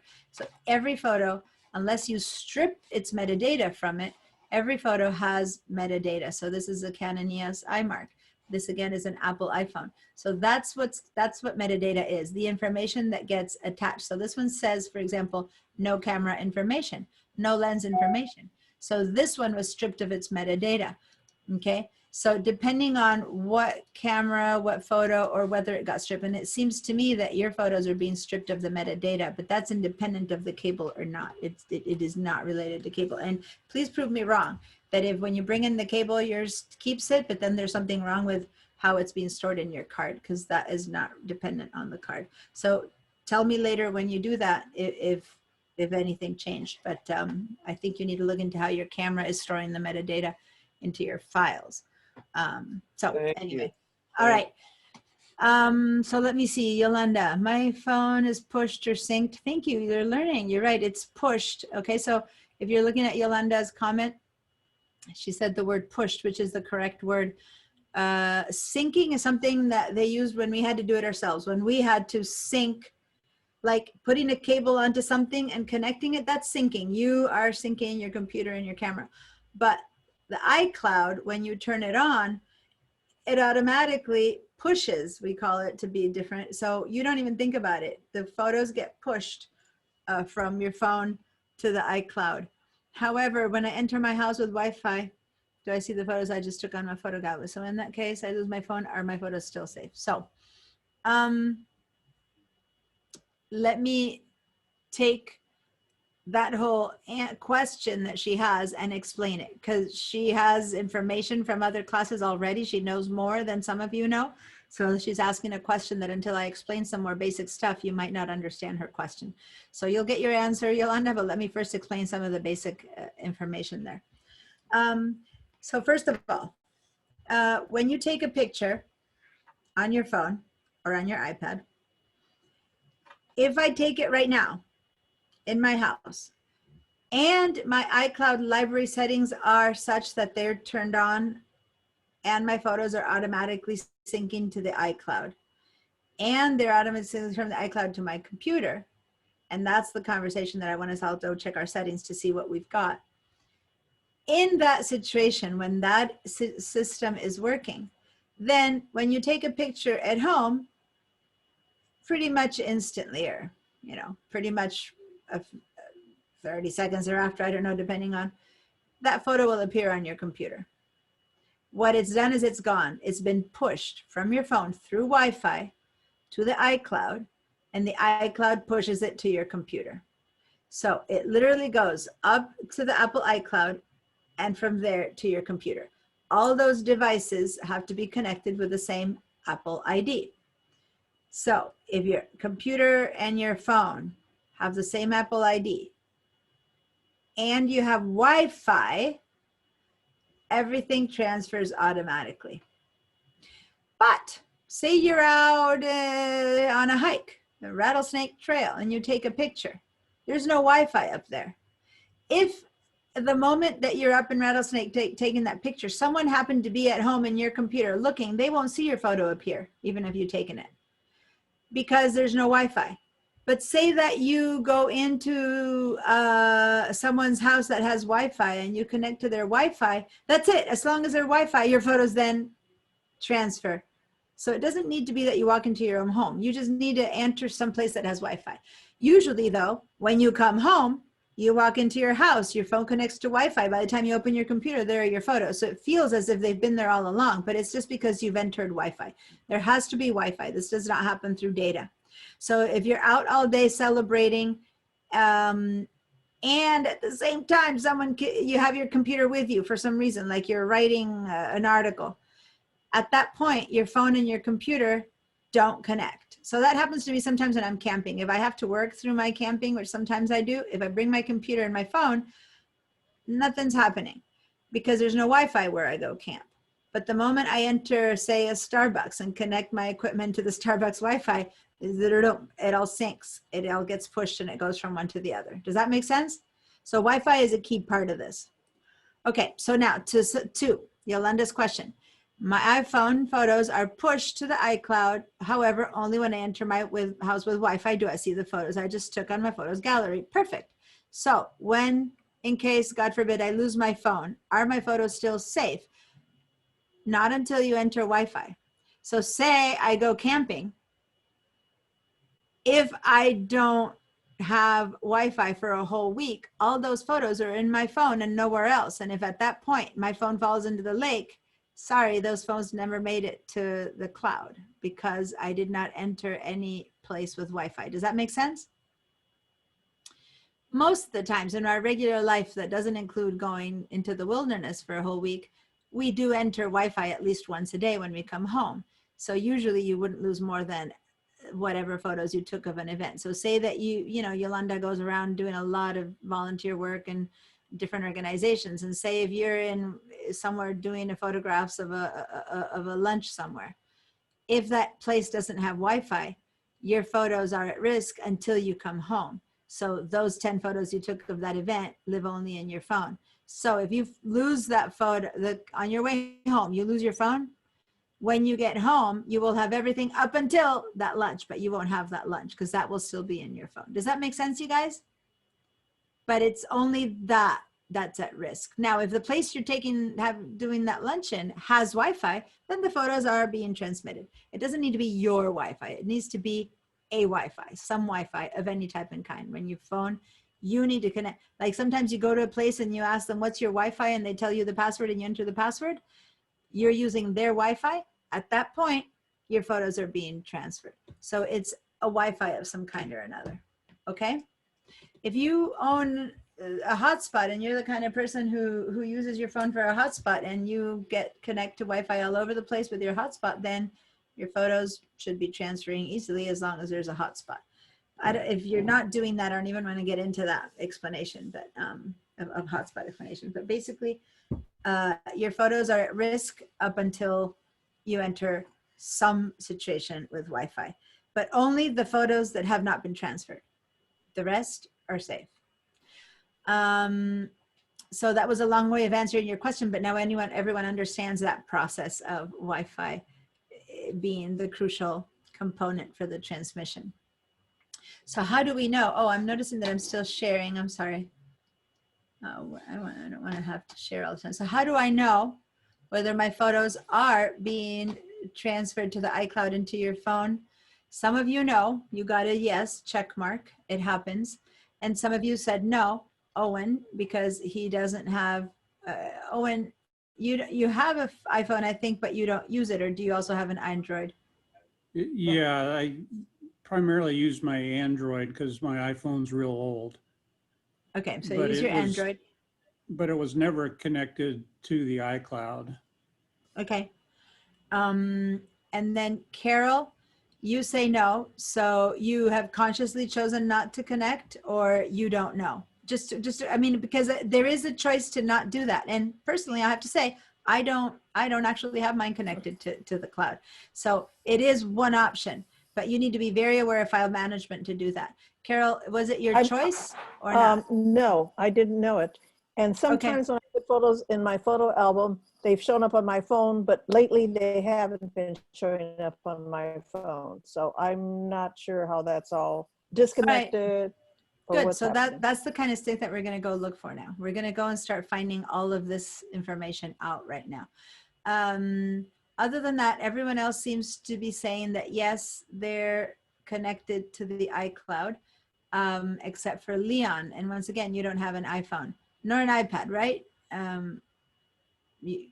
Leon, you don't have an iPad either, right? So your Right. device is an Yeah. Android. Okay. Yeah, I used to, but gone. No, that's fine. By the way, there is a way to have your photos that you take on an Android phone also drop and get synced into the cloud. There is a way if you're interested in that. But I can give you that information. There's in my handouts, I have a handout about how to do that. But anyway, but I'm going to address the majority of the people right now, and then you can ask me about that later. But so here's what I want us to do. I have two different setups in my two computers. On one of them, I am connected to the cloud, and in one, the Photos Cloud Library, and one I'm not. So I'm going to show you that. Let me connect, and that way we can all begin to understand. You can go look at your connections and find out what's happening in yours. Okay, so let me share with you guys this computer first.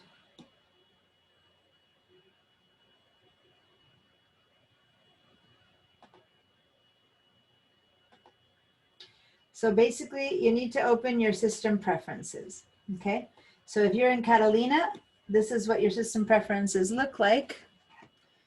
And how you find it is you go to your dock or your Apple and say Open System Preferences. Now I'm going to stop sharing because this is the place where both of the system preferences look different. So now I'm sharing the system preferences of the older version, Mojave and under. So the only difference is the top. You will see that this is the old one now. People who are not on Catalina, what you'll see is 2 steps down, somewhere in the middle, you'll see the word iCloud. So for those of you who do not have Catalina, this is what your system preferences look like, and you have to click on the word iCloud. And then you'll sit here and wait. For those of you who are in Catalina, this is what your system preferences look like. And notice that there's no iCloud down here. Instead, you have this top bar over here that says iCloud. Okay, Apple ID and iCloud. So the system preferences looks very similar except for that one. Everything else is identical, by the way. The only change in the system preferences in Catalina is where iCloud goes. And that's the one that we care about. So that's why I'm showing both options. And instead of the word iCloud here, you see the word Apple ID here. When you click on Apple ID, there you go. You're in a window that is very similar to the one that I showed you before on the Mojave version, okay? So everyone open your system preferences and click on either the iCloud if you're in Mojave and older, or on the word Apple ID if you're in Catalina. And now, for those of you who are taking my Mac classes, this is what we're spending some time on in there, because this conversation applies to anything that has to do with Mac. The iCloud is responsible for connecting all our Mac devices together. That's basically what the iCloud does. Now, there's a bunch of other stuff it does beyond photos, and that's what I teach in the Mac classes. But in this photos class, I'll only focus on what happens to photos with regards to the iCloud, to the Photos app with regards to the iCloud, okay? So now the one I'm sharing with you right now is my Apple, Catalina. And if you see over here that in Catalina, I have a check mark to the left of the word photos, okay? So my iCloud has a check mark to the left of photos. What this means is that in this computer, my photos are any photo that I take is automatically being downloaded into this Apple program, Okay, so any photo I take in my computer should be automatically dropping into this computer. And the part that isn't so obvious, it's also going out to the cloud. Now, on the other one, and then I'll explain the pros and cons. Right now, I'm just showing what to look for. So a full check mark means that my computer and my phone, well, actually, this means that my computer and my iCloud are syncing, not necessarily at my phone. Hold on. Now, back to the version that's Mojave.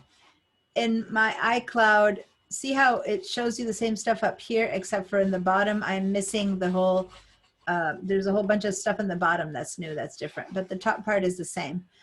I happen to have some of these other things turned off right now because this is a sample thing, but notice how my photos isn't off like mail. It's just got a little line. And that little line is giving me something called options over here. So how does this, how are you finding yours? There's three choices. You could have it empty, you could have a line, or you could have a check mark, okay?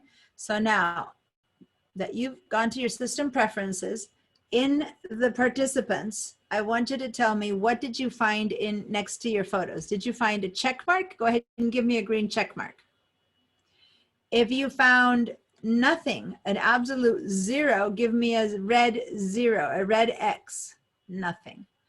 And if you found a little line like this one, then give me a little raised hand, a blue raised hand. So I want to see what you are discovering is happening in your computer's iCloud photos information. So a yes means that you have a check mark. A no means that you have nothing. And the little blue raised hand means you have a little line. Okay, so Owen has a little blue raised hand. Carol, check mark. Leon, check mark. Mayuri, we haven't talked much today, but if you're still there, Owen, Yolanda, go and check and see what your system preferences is saying. Sorry, Diana, I forgot what you said for the Catalina people. Yeah, it doesn't matter. It doesn't matter if you're, it doesn't matter if you're Catalina or Mojave. You should see either a check mark, then give me a green check mark. No, but I could not find the iCloud. The iCloud. Oh, how to find it? Okay, sorry. Go to your system preferences. I am already there. Hold on. I know. Your system preferences, and click here on Apple ID. Apple ID. Okay. Click on Apple ID. There you go.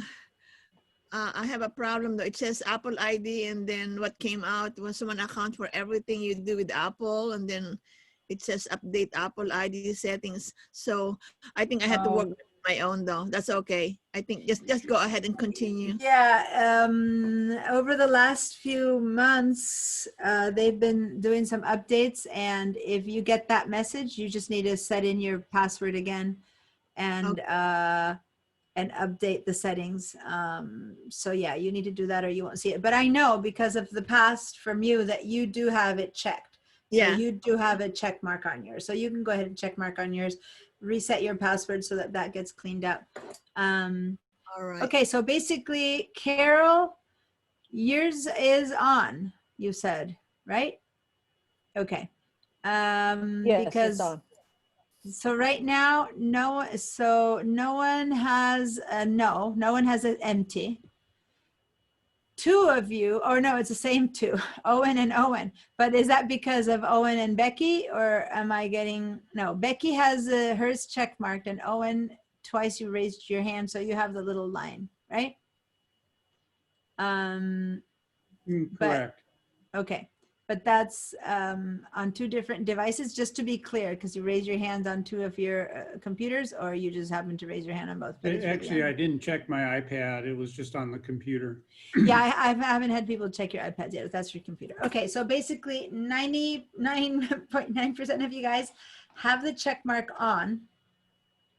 So for those of you who have the check mark on, basically everyone except for Owen, what this means is that any photos that you have in your computer, this is all it means, it has nothing to do with your phone yet, any photos that you have in your computer are also being replicated in the cloud. That's what this check mark means. Okay, so take a note, whatever it takes for you to remind yourself that yes, because you found this check mark there, that means that your photos are being transitioned from your computer to the cloud whenever you have Wi-Fi. So say if your laptop is out in the park with you, no, but once your laptop is at home, your photos are going from the computer to the cloud. Now remember, the cloud is this intermediary, okay? So now, what we need to do next is, I'm going to stop this share. Now you need to go to your phone. So now I'm going to connect my phone and show you how to find the same setting on your phone.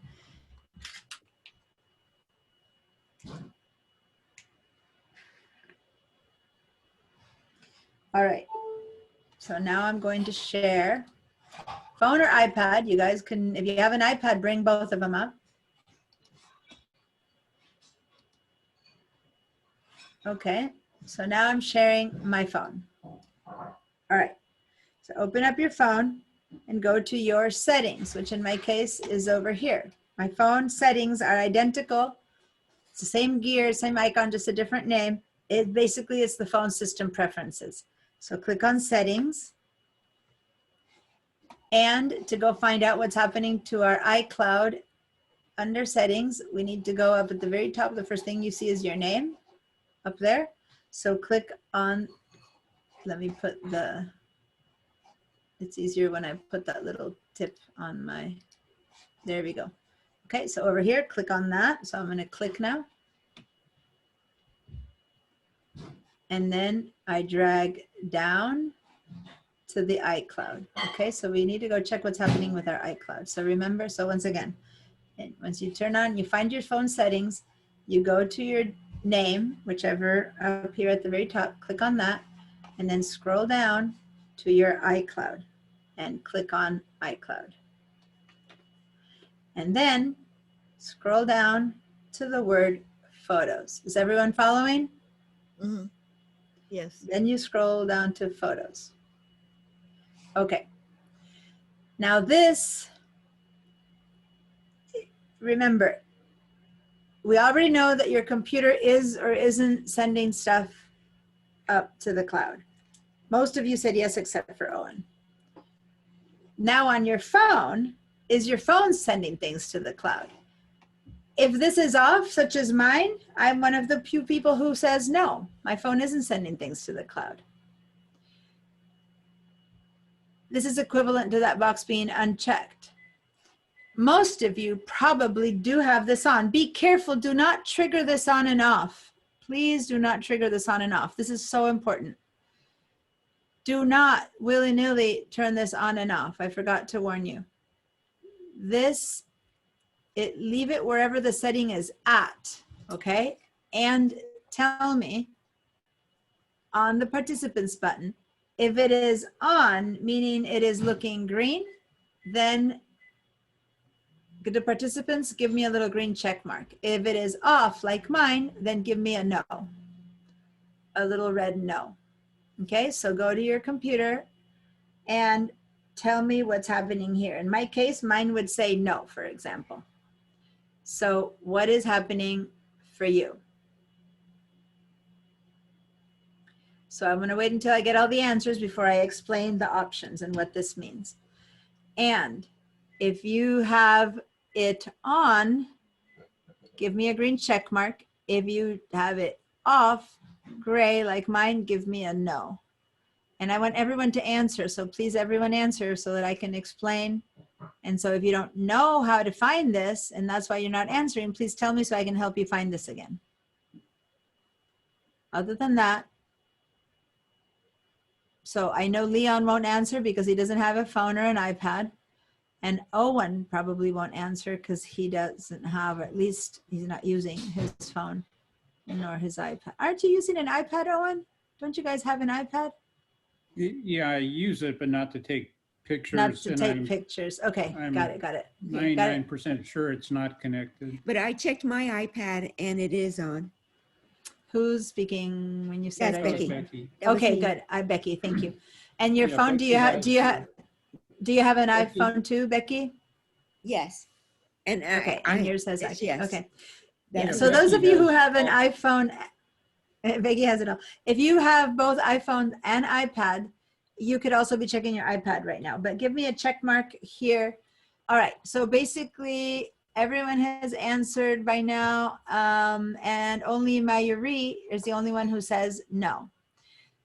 Okay, everyone else that I can tell, except for those who don't own iPhones, have it on yes. Okay, so now let me explain what no and yes mean.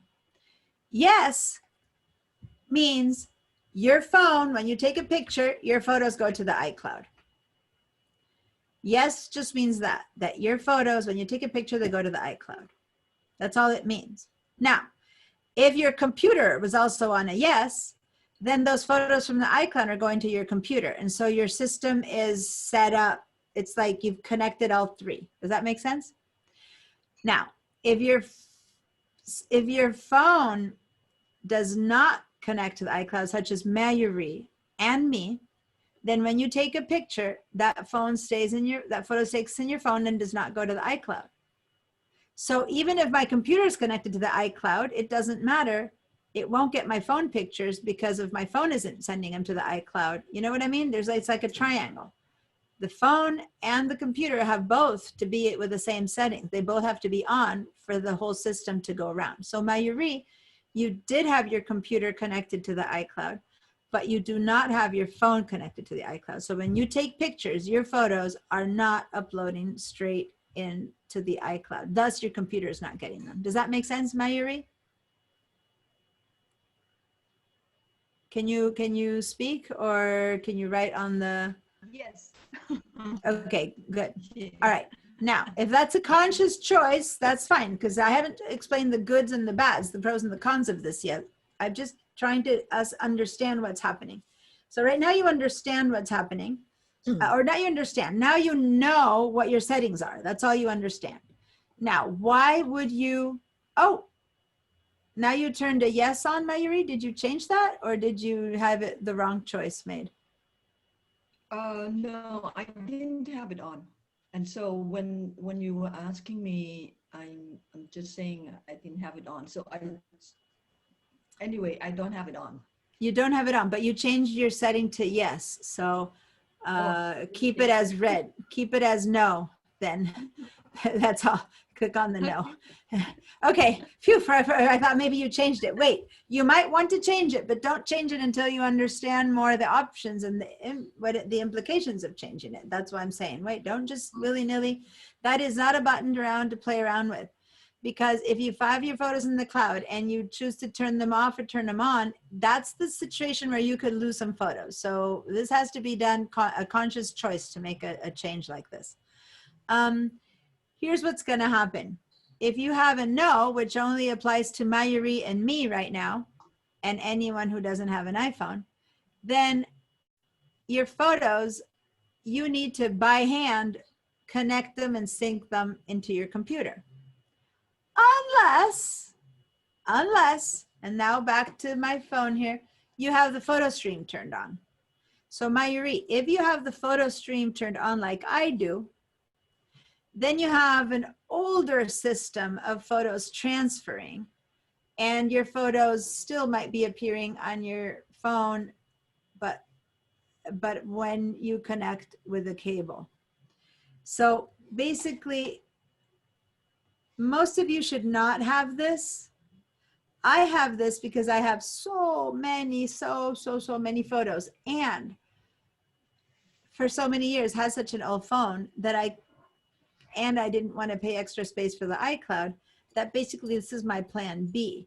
But I'm also very good with file management. So what I did what I do is my last 30 days of new photos, not every photo, goes to my phone. When I connect my photos and my phone, they drop in. So it's kind of automatic. So it's a semi-automatic system. So only Mayuri would be the question, do you have your photo stream turned on or off? Is it on? I have it on, yes. Yes, okay. So what that means is that when you plug your photo into your phones, those 30 days of photos do pop in into your computer. So it's a semi-automatic kind of situation. Okay. Now, for the rest of you who do have this turned on, you should be taking a picture and it should be showing in the other one. So Carol, you said that your photos don't seem to be appearing, yet both times you answered yes. So now I need to figure out what's happening, because if you have it yes here and you have it yes on your computer and both of the devices have the same Apple ID, this is very crucial, then you should be saying, your photos appear on your computer automatically. They have not been until recently. Somebody just helped me transfer, and then all the photos from my phone came up on my computer. But now the photos that used to be on my computer would also show on my phone, like the albums I set up, and now they don't. When you keep saying this person that helped you, who is this? Is it an expert, a friend? He's an IT friend who works at UCSB.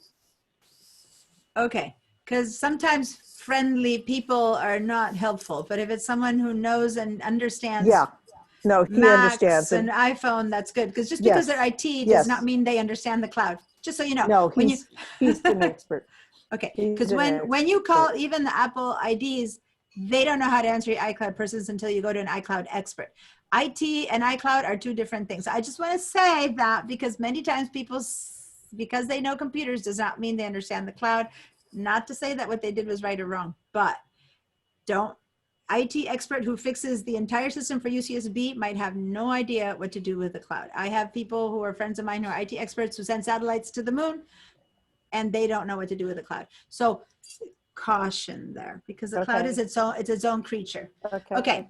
That said, this person might know absolutely everything they were talking about, so I'm not putting into question. I'm saying that because a lot of people have their sons or their neighbors or whatever help them, and they might really not know what they're doing, even if they know computers. So caution there.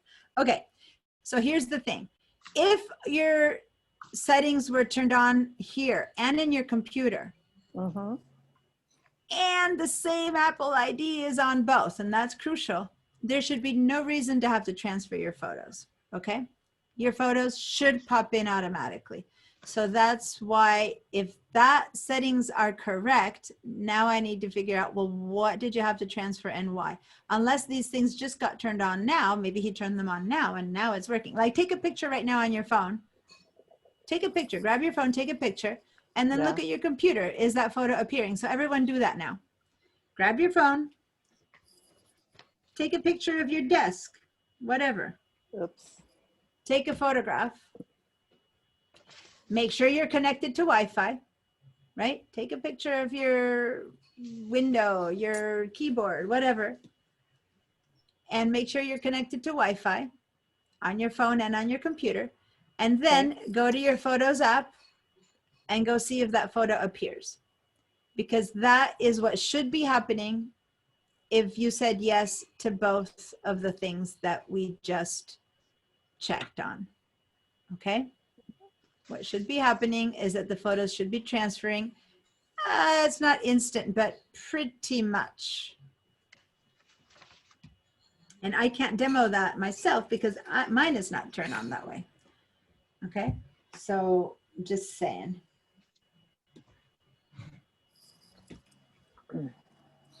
Well, I took some pictures yesterday with my phone, and they're up on the screen, but this one that I just took is not up on the screen yet. Yeah, it'll, you know, as we speak over the next few, Yeah. we're using Zoom and a lot of happening. So over the next few minutes, 5-10 minutes that we have until the end of class, hopefully everyone will begin to say, oh, there it is. Oh, there it is. Sometimes you need to refresh your screen. You might need to, you know, I'm going to share again my photos now. My photos app. And when you go to photos and photos at the very, very bottom, your last newest photo, at some point, kind of go click on something else and click back, or move to something else and click back to kind of refresh. And at some point, at the very bottom, as the newest photo ever taken, you should see the photo of your keyboard or desktop or whatever it is that you just photographed. Okay, so keep an eye on it. It might not be instant, but it should show up within the next 10 or 15 minutes. Okay, now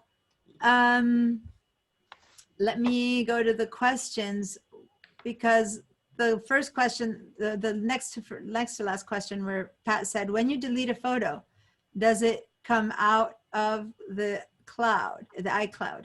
So it's a great question, because for better, I haven't said yet what the pros and the cons are of this system. I'm just showing you how it's working. And depending, for some people it's a pro, for some people it's a con. But if you delete a photo from your phone because you don't like it, if your system is connected with a yes and a yes, then yeah, it deletes from the cloud and it deletes from your computer. Basically, this is a mirror image situation where what's in one is in the other. So then if you're on your computer and you delete a photo, then it deletes from the cloud and it deletes from your phone. So basically, if the system is set up where you have yes and yes, then everything is reciprocal. What you do in one happens in the other.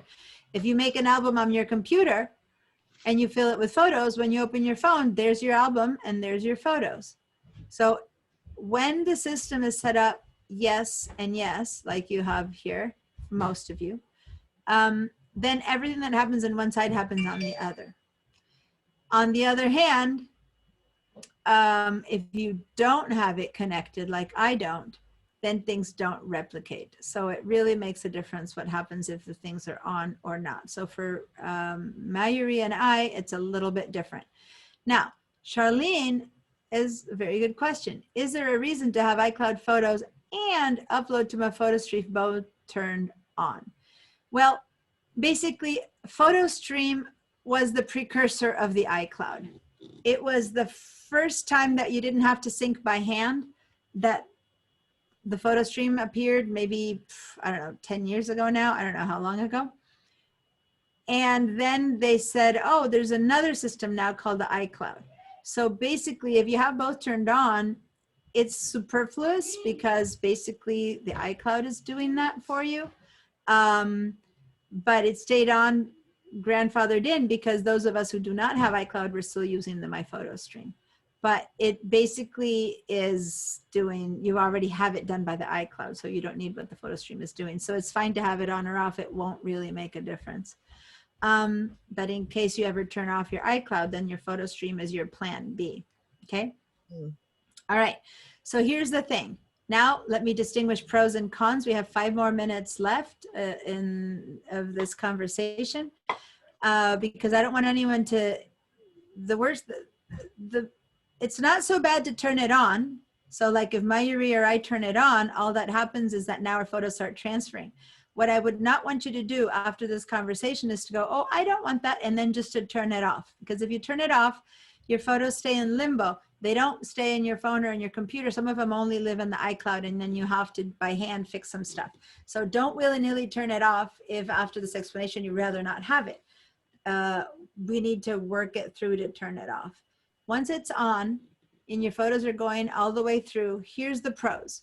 You just forget about it. Your photos just, you take a picture, there it is. It's stored in the cloud, it's stored in your computer.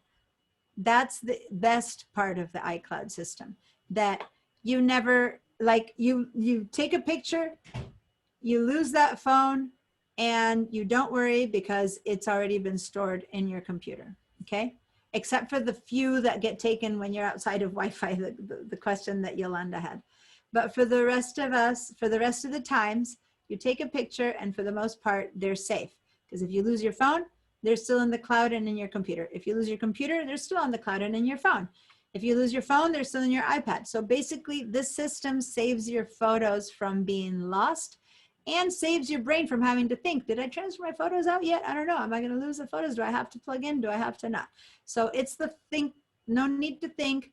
Apple takes care of all your material kind of system. What's the con? Well, you need to buy more space in the iCloud. So you need to pay at least 99 cents a month, which is $12 a year, in order to get this to work. Or if that's not enough space, then you need to up to the next payment, which is $2.99 a month, which transfers to 30, that's $38 a year, $36 a year to have space for your photos. And I don't know if anyone from who that space has run out yet, but if you run out of that, the next range I believe is $9 a month.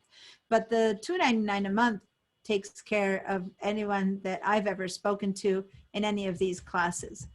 So how do you go from one to the other? You just go to your iCloud. You can do it on your phone or on your computer and just say upgrade. But my class is almost over, so ask me more about that later.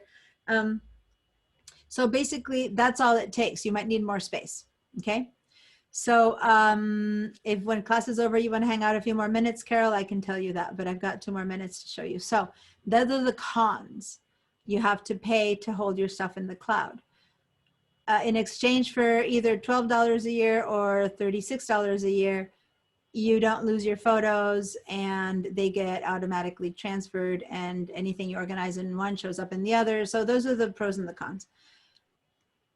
On the other hand, if you don't choose to do it, then you don't have to pay as much, but you have to remember to transfer the photos yourself, and what you have on your phone is different than what you have on your computer, which is different what you have on your cloud. So you need to handle more your files and your file management.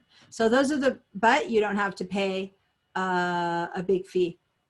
So those are the pros and cons of the system, okay? Any questions? By the way, did that photo appear on your computer for people by now or not? No? Becky's have not shown up yet. Okay, so go ahead and turn your your photos off, quit your photos program and open it up again. I'm not sure right now what to make it trigger. We have so much going on with Zoom and everything. Go ahead and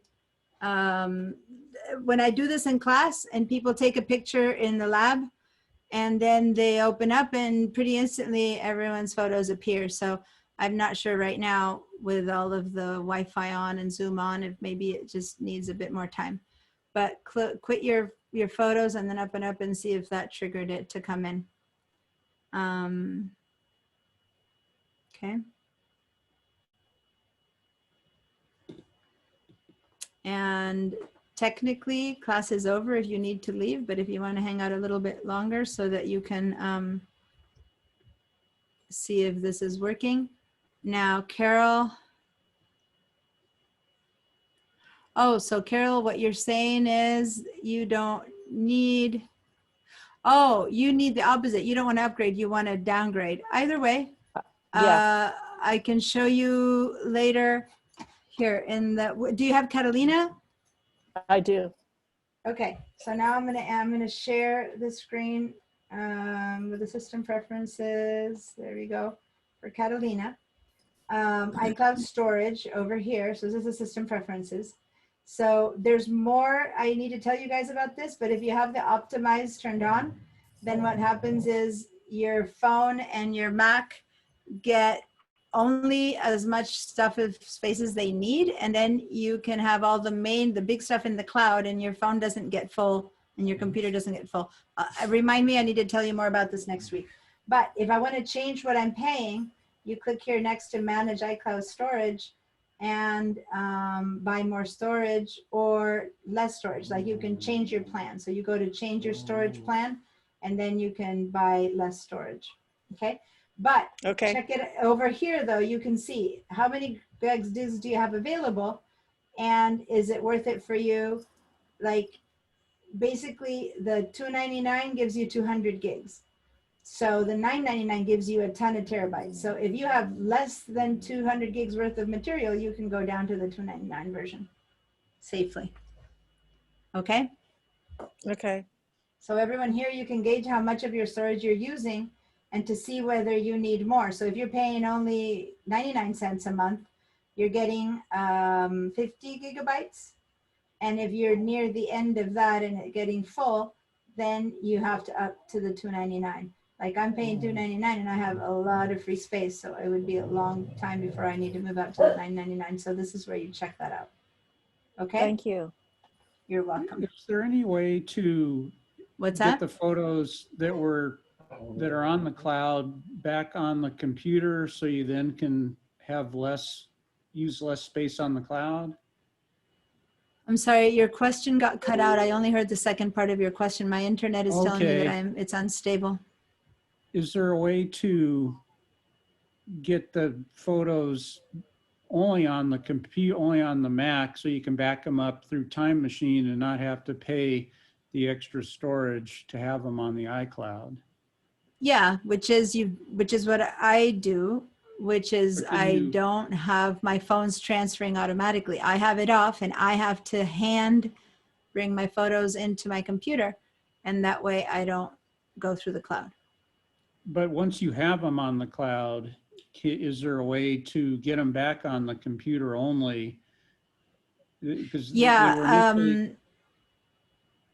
because I did some research on this about a year ago, and the general consensus was you could not do it. Well, you can, but it's not so simple. That's why I said, don't just willy-nilly turn it off because you could lose some photos. It's the general consensus, it's not, but it's doable. You can create a whole copy of all your stuff separately, then disconnect from the cloud, and then bring your photos into your computer, and that way you haven't lost anything. But it's quite a few steps. It's not simple, it's doable, but it's not simple. And definitely can't explain it now, but if that's what you're interested in doing, I can give you some pointers, and you need to be really good with file management before you do that, because you don't want to lose anything. And then you can do that, but not to be taken by the faint of heart or whatever it's called. You first need to make sure that all your stuff is well fit. Now, if you do have Time Machine and all your stuff is saved in the Time Machine, then that would be something you could probably tackle. But be careful, because when you do have the system set up on your computer, you might have only small versions, and the iCloud has the big versions. So you have to download all the big versions to your computer, then back them up, then disconnect from the cloud, and then put the big computer versions again into your computer. So it's like a series of steps. So it's easy to turn on. I said it's easy to turn on, but it's hard to turn off, okay? So don't turn this off willy-nilly unless you truly know what you're doing. And I have some handouts, and I can point you to some places online that can help you research that. But yeah, the consensus is it's not easy. It's doable, but not easy. That's true. Okay, thank you. You're welcome. Okay, guys, I need to take off. The class is over, so if you need to go. There is one or another question I have here. You mentioned there's another way to download photos from the Sony camera to the iPad rather using the Sony Imagen app. Okay, so to the computer, yes, but to the iPad, which is what you were saying when you were traveling, that I got stuck with. I need to look into that. It might be true with that with the iPad. You don't have the iPad that takes USB, right? It's that the newest iPad does that, but yours doesn't, right? Not USB, not USB, but Lightning. You can't. Yeah, so then you might need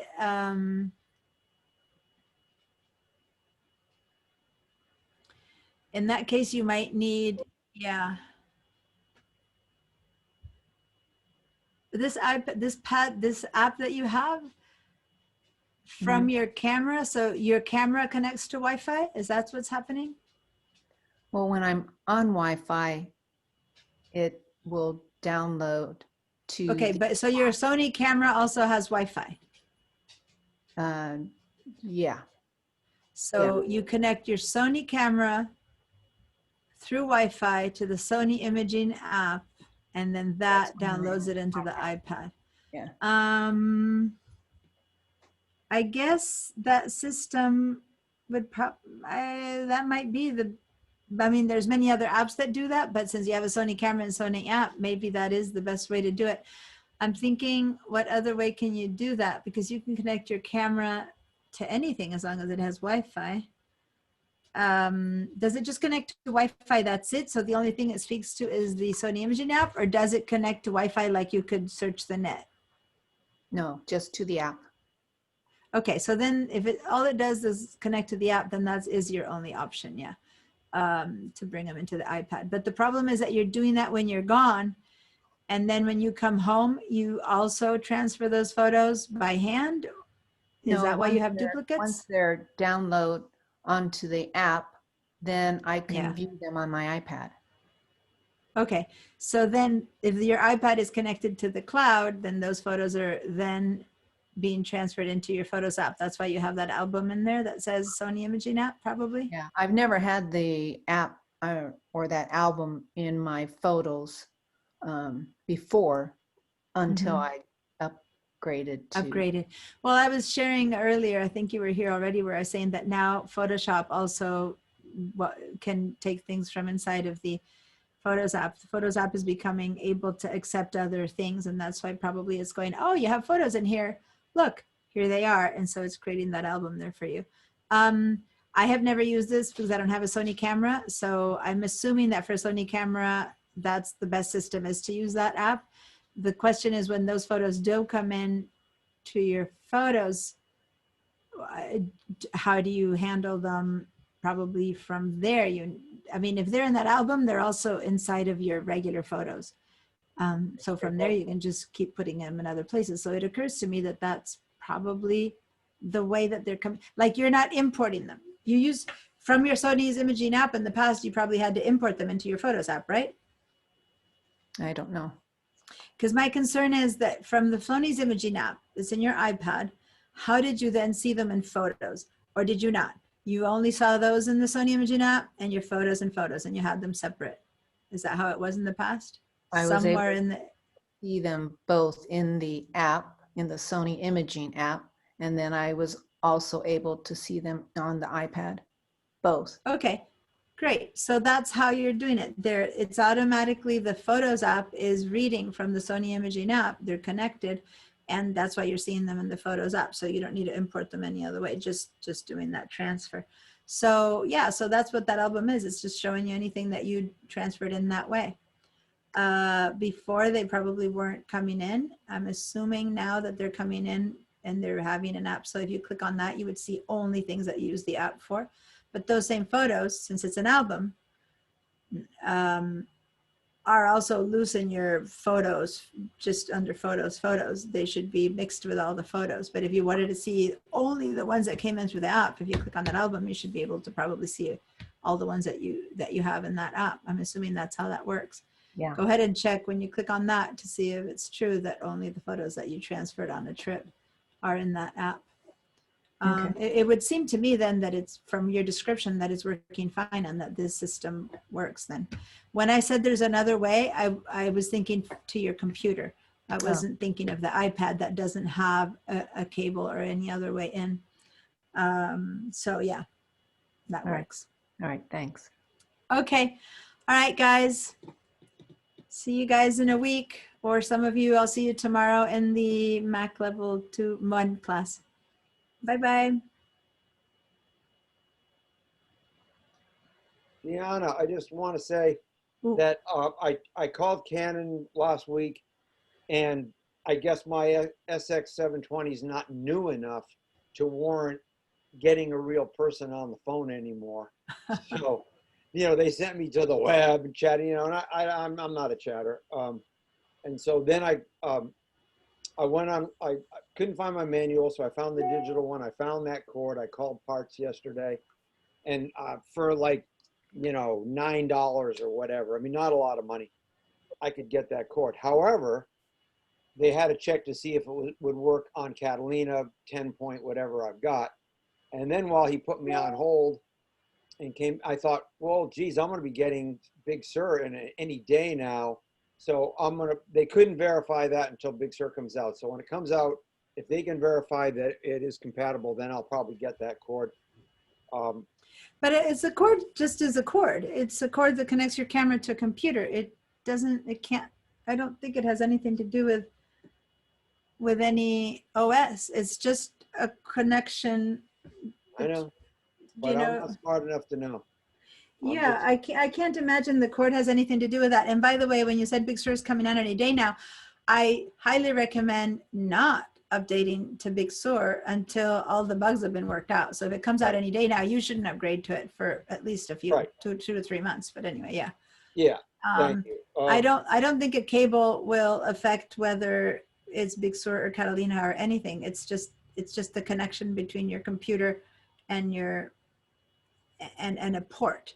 As long as you have a port that accepts it, that's what matters. And the PC, the Macs, if you have a Mac that's one of the newer ones, you need to make sure that whatever they give you probably will not fit into a Mac. So you might have to buy a dongle for it or something like that, because those cables don't come ready for Macs. Those cables come with USBs on the other side, or mini USBs or some other thing. And the new Macs only accept those new ports. So that would be your concern with that cable. Well,